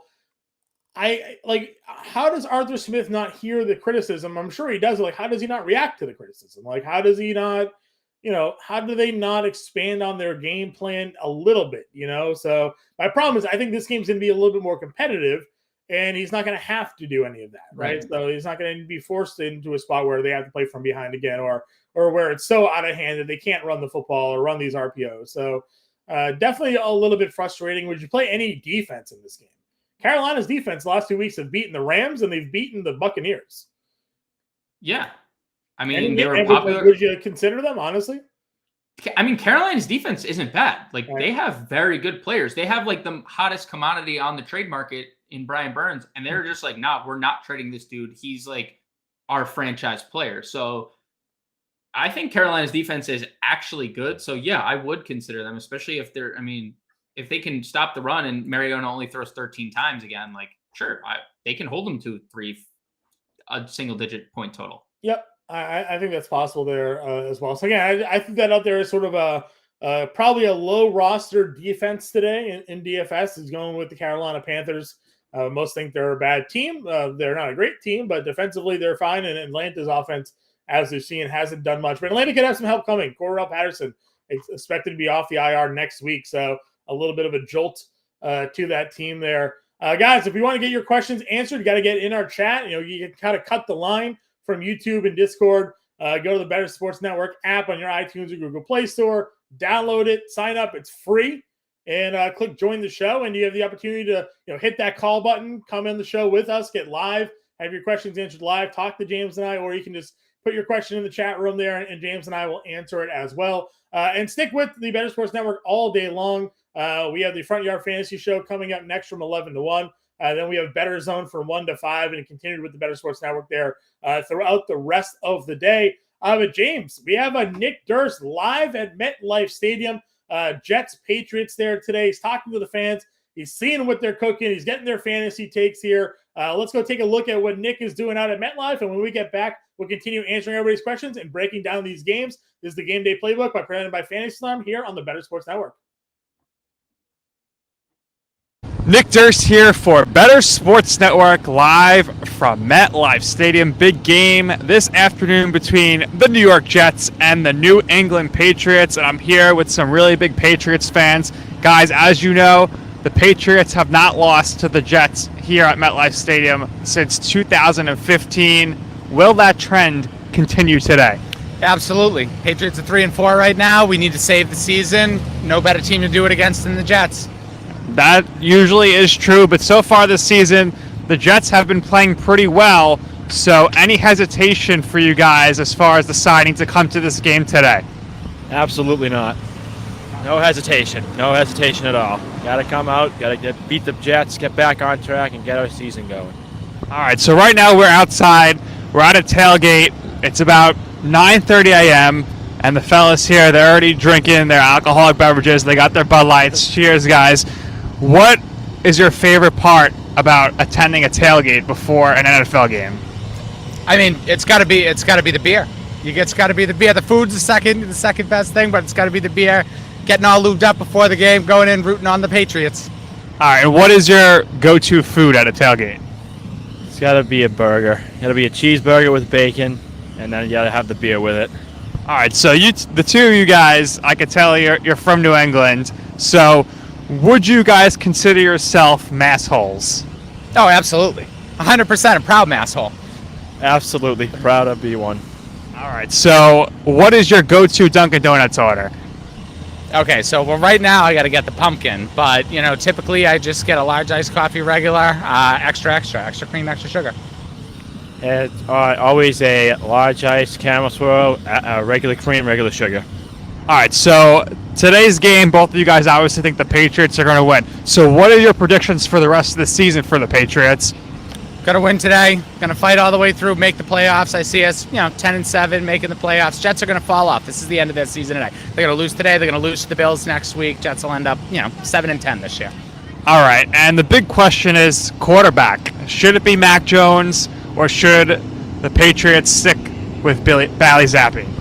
It's got to be Mac Jones. Bailey Zappi has looked good his few games, but Mac Jones was the first round, 15th pick of the 2021 draft for a reason. It's got to be Mac Jones. All right, so the return of the Mac going to lead the Patriots to the playoffs. You're going to take the Patriots into the playoffs this year. Jets had a good start to the season, but this is it. Season ends today for the Jets. All right, if you had to go in the locker room, if Belichick said, guys, I want you guys to come in, give a little bit of a motivational speech. Not a great motivation. What would you say? Don't worry about the past games. Don't worry about what's gone on so far. Let's start off here. Let's start new. Let's get on track with the Jets and keep going forward. You agree? Don't lose. It's the Jets. You're not going to lose. Don't lose. It's easier. Now, if you win this game and get back to New England, let's go. All right, there you have it. Some really pumped up, excited, and very optimistic Patriots fans. This Yes, go Pats. This has been Nick Durst for Bettor Sports Network from MetLife Stadium.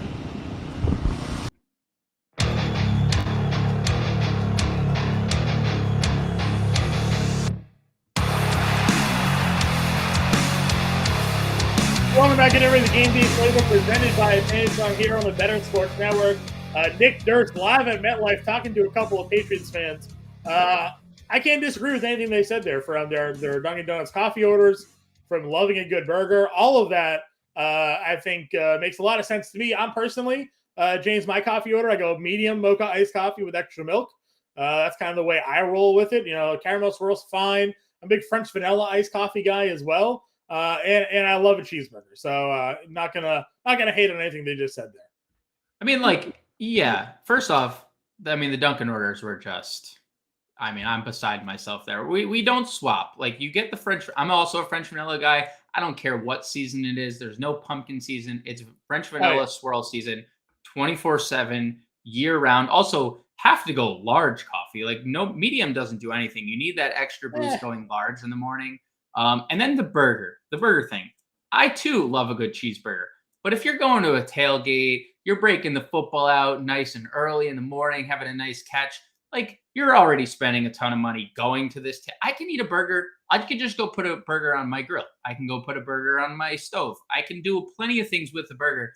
Get some nice steak that we're there at 9:30 in the morning, right? Yeah. We have plenty of day to marinate a steak, some ribs. A lot of different routes we could have gone. I too like a good burger, but as the number one tailgate food, I think they just haven't been to good enough tailgates. I'm definitely a big steak tip guy when we're at the tailgate for sure. I think eating a full on steak, I think that's maybe a little bit too hard to do when you're at a tailgate. But give me a nice tin tray of steak tips on the grill there, and let that cook up. You can get all your sides going on as well. Finally, have a Broncos score here, James. We have a little bit of a shuffle pass thing going on here. I don't know if it's going to count as a rushing touchdown to Judy or a passing touchdown to Judy, but Broncos finally on the board to our man Jerry Judy there. So we'll see if they can get things going. 2 minutes and 40 seconds still to go in the second quarter before we go into halftime. James, let's run through some of these game previews here. Let's answer some more of these questions before we head out. And then just because James and I are leaving doesn't mean you guys have to go anywhere. You stick with the Bettor Sports Network all day long. Coming up next after us, we have the Front Yard Fantasy Show with Simon, Joey, and JL from 11 to 1. And then we have the Bettor Zone from 1 to 5. And stick with the Bettor Sports Network after that throughout the rest of the day through Sunday Night Football there as well. So a lot are going on here. No reason to leave the network. So let's get to some of these questions quickly, and we'll keep going to it. We have Terry McLaurin or Michael Pittman today for full PPR. Give me T1. Yeah, probably going to go there. I have a hard time going with Pittman. It's hard. I think in that matchup there for sure. Let's see. Any other questions I missed in chat? I don't see any. So let's go back to our game previews here. Steelers, Eagles. Eagles are giving 10.5, 42.5 game total. This game is going to be bad. Bad for the Steelers. I think bad for the Steelers. Yeah, the Eagles will enjoy, being 7-0. What Kenny Pickens has looked good at times, but the turnovers have been a problem. Philly's defense is just full of ball hawks everywhere. They made a million trades to shore up that secondary. They just got Quinn, too, didn't they? They just got Robert Quinn. Their defense is very good, and Quinn's going to play this week. Yeah. They are, and it's just not going to be great for Kenny Pickett. And as you mentioned, Philly's running attack has looked good. They've looked great through the air. These are points that I'm taking, 10.5. As the Steelers might not score today. They might. If they don't have Boswell, they might not actually score today, right? He's the only. The Eagles defense might cover this spread by themselves, 2 pick sixes or something, right? It's very possible here. Everybody in Philly is in play. Devonta Smith, AJ Brown, Dallas Goedert, Miles Sanders, Jalen Hurts. Play all of them. That's no reason not to. Are you playing any? But are you bench in places you have Najee, right? Are you playing him? Again, I think he's. Where are we ranking Najee Harris this week? He's outside my top 24. I think he's probably cusp RB3, right? Yeah. Like it's not a comfortable play. This Philly front is nasty. They only got better with Robert Quinn. And then the receivers one's probably going to be traded. I like Pickett, but like, I just don't know. It's more so because I think maybe he has like one ridiculous downfield catch, and maybe in a full PPR that turns into like 7 fantasy points for you by the end of the day. But like, yeah, I'm very, very bullish here on the Eagles. Not so much bearish on the Steelers for this game. So Is Muth the best play of the Steelers offense? Like, is he maybe the safety blanket? Find the soft spot and like turn around quickly. It's possible. Or Deontay, because Pickett's got to get the ball out so quick that like he's just kind of in on the slants. But such a good secondary, such a good defense. Happy that I took the Eagles in like every aspect of their team this year. I have their defense in all my leagues, basically. I have Jalen Hurts in pretty much all of my leagues this year. So feeling pretty good about that as well. Plus, as you know, James, in the league that you and I are in together, I just keep on getting all of the good breaks. So it is just unbelievable. Everything coming up, John, in that league. So I'm happy to hear it. Texans getting 2.5, 40.5 game total here. Nico Collins is out. Brandon Cooks questionable, expected to play. We'll see what happens there because he is on the trade block. Derrick Henry is your top play overall today, as we mentioned. Over 200 yards rushing in each of the last 3 games against the Houston Texans. Philip Dorsett's going to be your DraftKings and FanDuel sort of punt play. More so on DraftKings. He's 3,200 on DraftKings. On FanDuel, he's actually like I think he's like 5,800. So he's not even as cheap as some of the other wide receivers over there. But on DraftKings, for sure, I think you're playing Dorsett. Yeah, you love to see the snap share of him and Chris Moore last week. I think they both, took a step in the right direction. And Tennessee's defense is not good. We're going to see a lot of Derrick Henry offensively, and I think everyone expects the Titans to win this game, but it's not like their defense is doing much. I mean, they had one good game this year against Carson Wentz, who is very turnover prone. I do think Philip Dorsett is interesting with Nico Collins out. I too am playing him at 3,200. Let's just hope that it's not Chris Moore taking all the because Chris Moore is the one who got into the end zone last week, and right. Chris Moore has been. Oh, Dorsett scored too, didn't he? I do not think he scored. Oh yeah, he did. He did score last week. They both scored. Sorry. Yeah. But regardless, Moore has been more involved. No pun intended. Has been more involved in the offense this year. But with Nico Collins out, Dorsett on the outside, I do like that play on DraftKings 3,200. Yep, I think that's fine there as well. Would you go Pierce today? I mean, you were talking about the Michael Strackton thing. Like maybe they're. Oh, you're talking Dameon Pierce. Sorry, Dameon Pierce. Just jumped the gun. Okay. Yeah, I think Dameon Pierce is a weekly start in seasonal. At this point, like the volume is there. The last time we didn't see him get 20 carries, he had 6 receptions, so he's contributing in the passing game as well. I think it's kind of we're at that point where, regardless of matchup and situation, Dameon Pierce is a must start. And in DFS, just given his price, right, 6,300. You look at the landscape of DraftKings, everyone's playing Tony Pollard for $200 cheaper, 6,100. People are going to play Eno Benjamin 6,000. Everyone else is going to play Raheem Mostert 5,900. So I think Dameon Pierce is vastly underowned today. And again, he's giving you RB1 workload every single week. So yeah, I would go Pierce as a contrarian play. They compared him to a mule, in terms of speed coming into the year. We've seen him break for a 75-yard score this year. Right. He has 20 plus runs in almost every game this year. So I think Dameon Pierce is a very interesting tournament play, a very interesting contrarian play, because all those guys are going to be a lot higher owned than him in Tony Pollard and Eno Benjamin and Raheem Mostert. Yeah. And Pierce is the only one of that group that consistently has had the workload. I do like Pierce in DFS and obviously love him and starting him everywhere in seasonal. Yeah, I'm with you there as well. Big Bun in chat wants to know any underdog pick'ems. I have a slight lean. I want to get your thoughts on this here, James. Okay. DeAndre Swift, whenever he comes back from injury, they never fully just give him the full workload. Like he comes back, they still give him a bit of a split share here. But with him being active, the rushing prop for Jamal Williams has actually been cut in half. If you're over on Underdog, Jamal Williams just 35.5 yards rushing. The only game where he went under was week 1 when we knew Swift was 100% healthy, not coming off of an injury. Every other week, Jamal Williams has gone over. Now, I understand that a lot of those weeks was with Swift out, but there were games where Swift came back. He eventually got re-injured there, but they limited Swift's touches. I kind of have a little bit of an interest on Williams over the 35.5 yards rushing today because I don't think they're just going to give DeAndre Swift this full workload. They're going to ease him in. He's so injury prone that I just don't see them going to him as often. So if we're in a timeshare here, I think Williams can get 35.5 yards today. Yeah, I mean, and you mentioned injury. It's injuries. Like he's nursing the shoulder and the ankle, like, or returning from the shoulder and ankle, I should say. So yeah, I mean, even when he was healthy, Jamal Williams, 33% snap share week 1, 34% snap share week 2. And the game that Swift got hurt was the Minnesota game, but 45% for Williams. He's just part of the offense. Like they're going to split carries. What makes DeAndre Swift great is that he doesn't need the full workload to be explosive.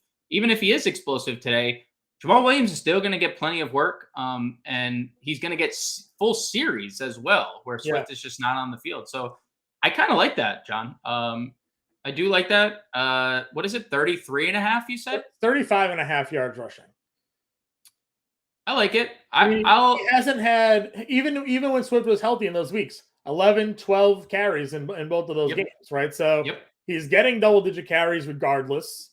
You know, I think that they're going to be taking it a little bit easy on Swift initially, especially running the football. Maybe they use him more in the passing game out of the gate, but I think that number is just a little bit too low for Williams, and it's an overreaction to Swift being back this week. So that's an underdog prop that I'm taking a little bit of a look at there today. So if you're looking for one, you can go there. I also think maybe Waddle over 5.5 receptions could be a spot to take a peek at.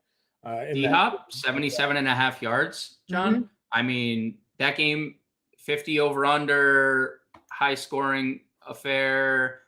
14 targets week 1. His 14 targets, 100 yards week 1. Why? And this is like, this correlates perfectly with like, why is he 7,400 on DraftKings? Like 70, we're never going to see DeAndre Hopkins 77. Like every yard prop from here on out is 80 to 90 plus moving forward. Yeah, I mean, for example, Justin Jefferson is 93.5. So, Hopkins is going to be right up there. Derrick Henry's at 107.5 yards rushing. We mentioned he's gone over 100 yards rushing now in 3 straight games. One of them was like 102, so he's only gone over in 2 of the last 3 of 107. But in 3 games, his last 3 games against Houston, 200 yards rushing each game. So he's doubling up that total in the last 3 times he's faced Houston. 107.5, James. Would you go over or under that?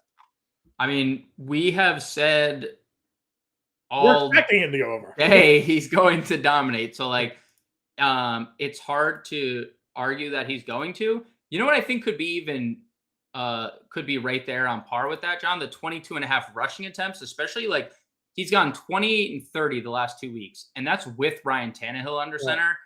Now we're getting Malik Willis. Like, all expectation is it's all Derrick Henry all the time. They're going to stick with the run, even if it doesn't work out in the beginning of this game. I mean, who's to say Derrick Henry doesn't get another 30 carry game? So I think right along with it, if you're not comfortable going 107.5 yards, 22.5 rushing attempts kind of seems like money in the bank, considering what he's done the last couple of weeks and considering who's playing quarterback for him this week. Donta Foreman, 67.5 yards rushing today against Atlanta. Yeah, I mean, as long as Raheem Blackshear isn't actually going to get like Chuba Hubbard workload, that should be easy to hit. Yep, I'm with you there. So those are some props that we're taking a look at for today. Let's get back to some of these game previews. We're going to wrap it up quick here. We have Giants, Seahawks giving 3. Metcalf and Lockett both expected to play today. So that's kind of some interesting news there. We talked about Kadarius Toney being traded for the Giants. So Wandale, Slayton, kind of the top guys there for the Giants. You mentioned the weather's bad, though. Is this just a straight-up Saquon Barkley day then? I mean, it's a Saquon Barkley day every day, right? Every day of the week is Saquon Barkley day. But I do think we're going to see a heavy workload out of Saquon once again, and there's no reason to go away from that. I mean, 29 touches did the job last week for the Giants. That game shouldn't even come down to the play it did because Saquon went out of bounds. But yeah, I mean, it is going to be he is torching good defense. He is torching bad defenses. Obviously, now the one thing to consider is Daniel Jones could poach touchdown from Saquon because of how good he's been on the ground. But yeah, I mean, 8,100, I'm perfectly fine with Saquon. I think it's going to be a heavy dosage. Like the rain doesn't look terrible, but it's still raining. And Daniel Jones has in the past had problems holding on to the football. Like that's been his MO. He fumbled a million times last year, turned the ball over a lot. So to avoid that, the Giants have really been putting him in good positions to begin with. It's going to be a lot of Daniel Jones rushing, a lot of Saquon Barkley rushing. I think that's going to be a lot of the Giants. And when it's not, it's short intermediate passes to Wan'Dale Robinson and with the occasional shot to Darius Slayton. That's the Giants' offense. Is there a tight end that you're playing today for the Giants? Hudson Miriak, I think his name is, something like that. Yeah, Merrick came in last week and had like 2 nice catches. Tanner Hudson was the guy playing all the snaps earlier in the year. He was playing more than Daniel Bellinger, and he was running routes, but he just wasn't getting looks. I don't think so. I know it's like a great spot for tight ends, but like you have to be super desperate, like in DFS, to play one of these guys.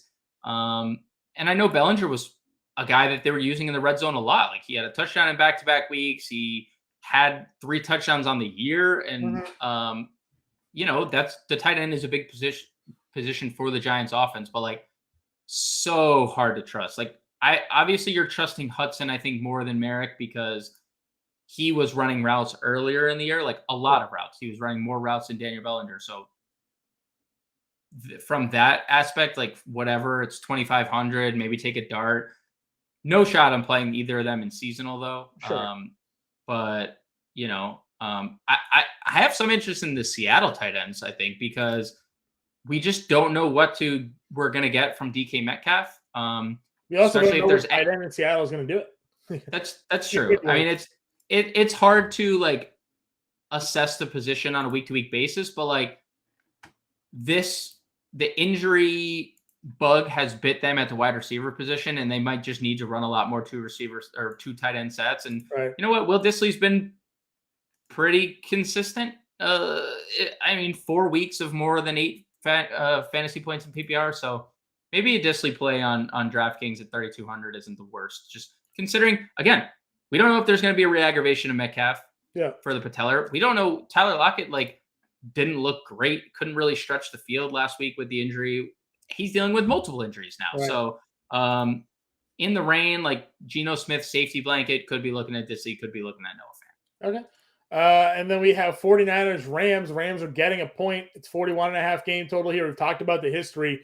49ers have just dominated this matchup. What are your thoughts on here? Deebo Samuel ruled out. Maybe CMC gets a little bit more involved this week. Who do you think fills in for Deebo when it comes to the receivers there for the 49ers? I mean, we don't even know if, Juwan Jennings is going to play. Right. Because he didn't practice Wednesday or Thursday. Like Ray McLeod, do you think? Like who? It could be. Yeah, it could be Ray McLeod. I think, if I'm correct, they signed Willie Snead off the practice squad too. Okay. I don't know if he's going to. I don't know if he's going to play, but I guess it's something to monitor. We'll see. I mean, look, Brandon Ayuk has been really good these last couple weeks. And I don't think a lot of people are going to play him, John. 6,100 falls into that category, like, especially on DraftKings if you're playing, like, if Brandon Ayuk is a flex play. There's Tony Pollard. There's all the running backs we mentioned that are going to garner a lot of ownership. Yeah. If there's no Deebo Samuel, like, we're going to see Brandon Ayuk get a lot of targets. He's had 22 targets the last 2 weeks. And I think it's worth mentioning, like, I think the public has not liked what they've seen out of Jalen Ramsey a lot this year. He's not following receivers. He's kind of just staying in the slot. San Francisco, I expect to move Brandon Ayuk all over the field like they do really every week. And he's looked really good. He has multiple touchdown upside as well. So I don't know if we need to like get like Darty and like, especially in DFS, and play any of these guys. Maybe Juwan Jennings, if he does suit up, is an option. But I do think CMC is going to have a bigger role. I mean, we have to love what George Kittle's done over the last couple of weeks. He's obviously been like a focal point of their offense. And then I think Brandon Ayuk is a really, really interesting tournament play. Yeah. Just given the volume that he's gotten with a healthy Debo. People are afraid of the Rams defense for one reason or another. But like you mentioned, that offense now in San Francisco is quite interesting. I mean, what have the Rams like? Yes, the Rams have been fine defensively. It's been obviously the offense they can't move the ball. But they can't move the ball. They're going to punt more, and we're going to get more opportunities for the San Francisco offense. So, in a contrarian setting, I do think Brandon Ayuk is interesting. I do think George Kittle could be interesting. We need Garoppolo to play a little bit better there. Sure. And the Rams offense, man, like Garoppolo's been better fantasy-wise the last 3 weeks, 18 or more fantasy points, 3 straight. Sure, has been better, but it's been like outside of the Carolina game, like they've needed him to be better against Atlanta because they were trailing, and then they needed him to throw more versus Kansas City because they were trailing. Sure. I don't know. Like, what is your sense on this game flow? Like, do you think the Rams are? My hope is that the Rams, or my thoughts are the Rams are coming out of a bye against a team that they should know very well, and my hope is that they've planned a little bit better to be successful in this match, as I'm sure Al in our chat would love, being such a big Rams fan that he is. That they should have a better game plan going into this one. Hopefully, because if not, you've had a whole week to prepare for basically your biggest rival in your division. If you can't get anything going, I mean, that's a tough look. And getting Van Jefferson back too. Probably and getting Van Jefferson back too is going to have a quote unquote normal workload. Normal workload for Van Jefferson. I haven't seen the man play this year, so I don't know where normal workload is. His normal workload's been on the bench. So breaking news: Yeah. Van Jefferson not playing today. Right. Wait, really? Just kidding. No, I'm kidding. No, I'm just saying you can't just throw breaking news out here, James. That joke. Well, we were talking about Van Jefferson, so I figured, you said he hadn't played. So no, I mean, look, if we're comparing it to last year, Van Jefferson's going to be heavily involved, and he is the guy that can, he stretches the field for the Rams. So I agree. Going to be an interesting game here. I think anything like on the Ram side interests you in DFS at all? Ram side, not particularly. We do have a Henderson question from Ryan Mahoney over on YouTube. Deontay Johnson, Darrell Henderson, PPR. Probably Henderson. I think the touchdown equity is just better there. Like Deontay Johnson just can't find the end zone. I agree. Brandon Romero wants to know if Cooks or Eno Benjamin half PPR. Eno Benjamin. And Friday Luther Knox. Final question. Move, that's right. Stick with the Bettor Sports Network, guys. Front Guard Fantasy coming up next. 11-1 Bettor Zone for 1-5. No reason to leave the channel today.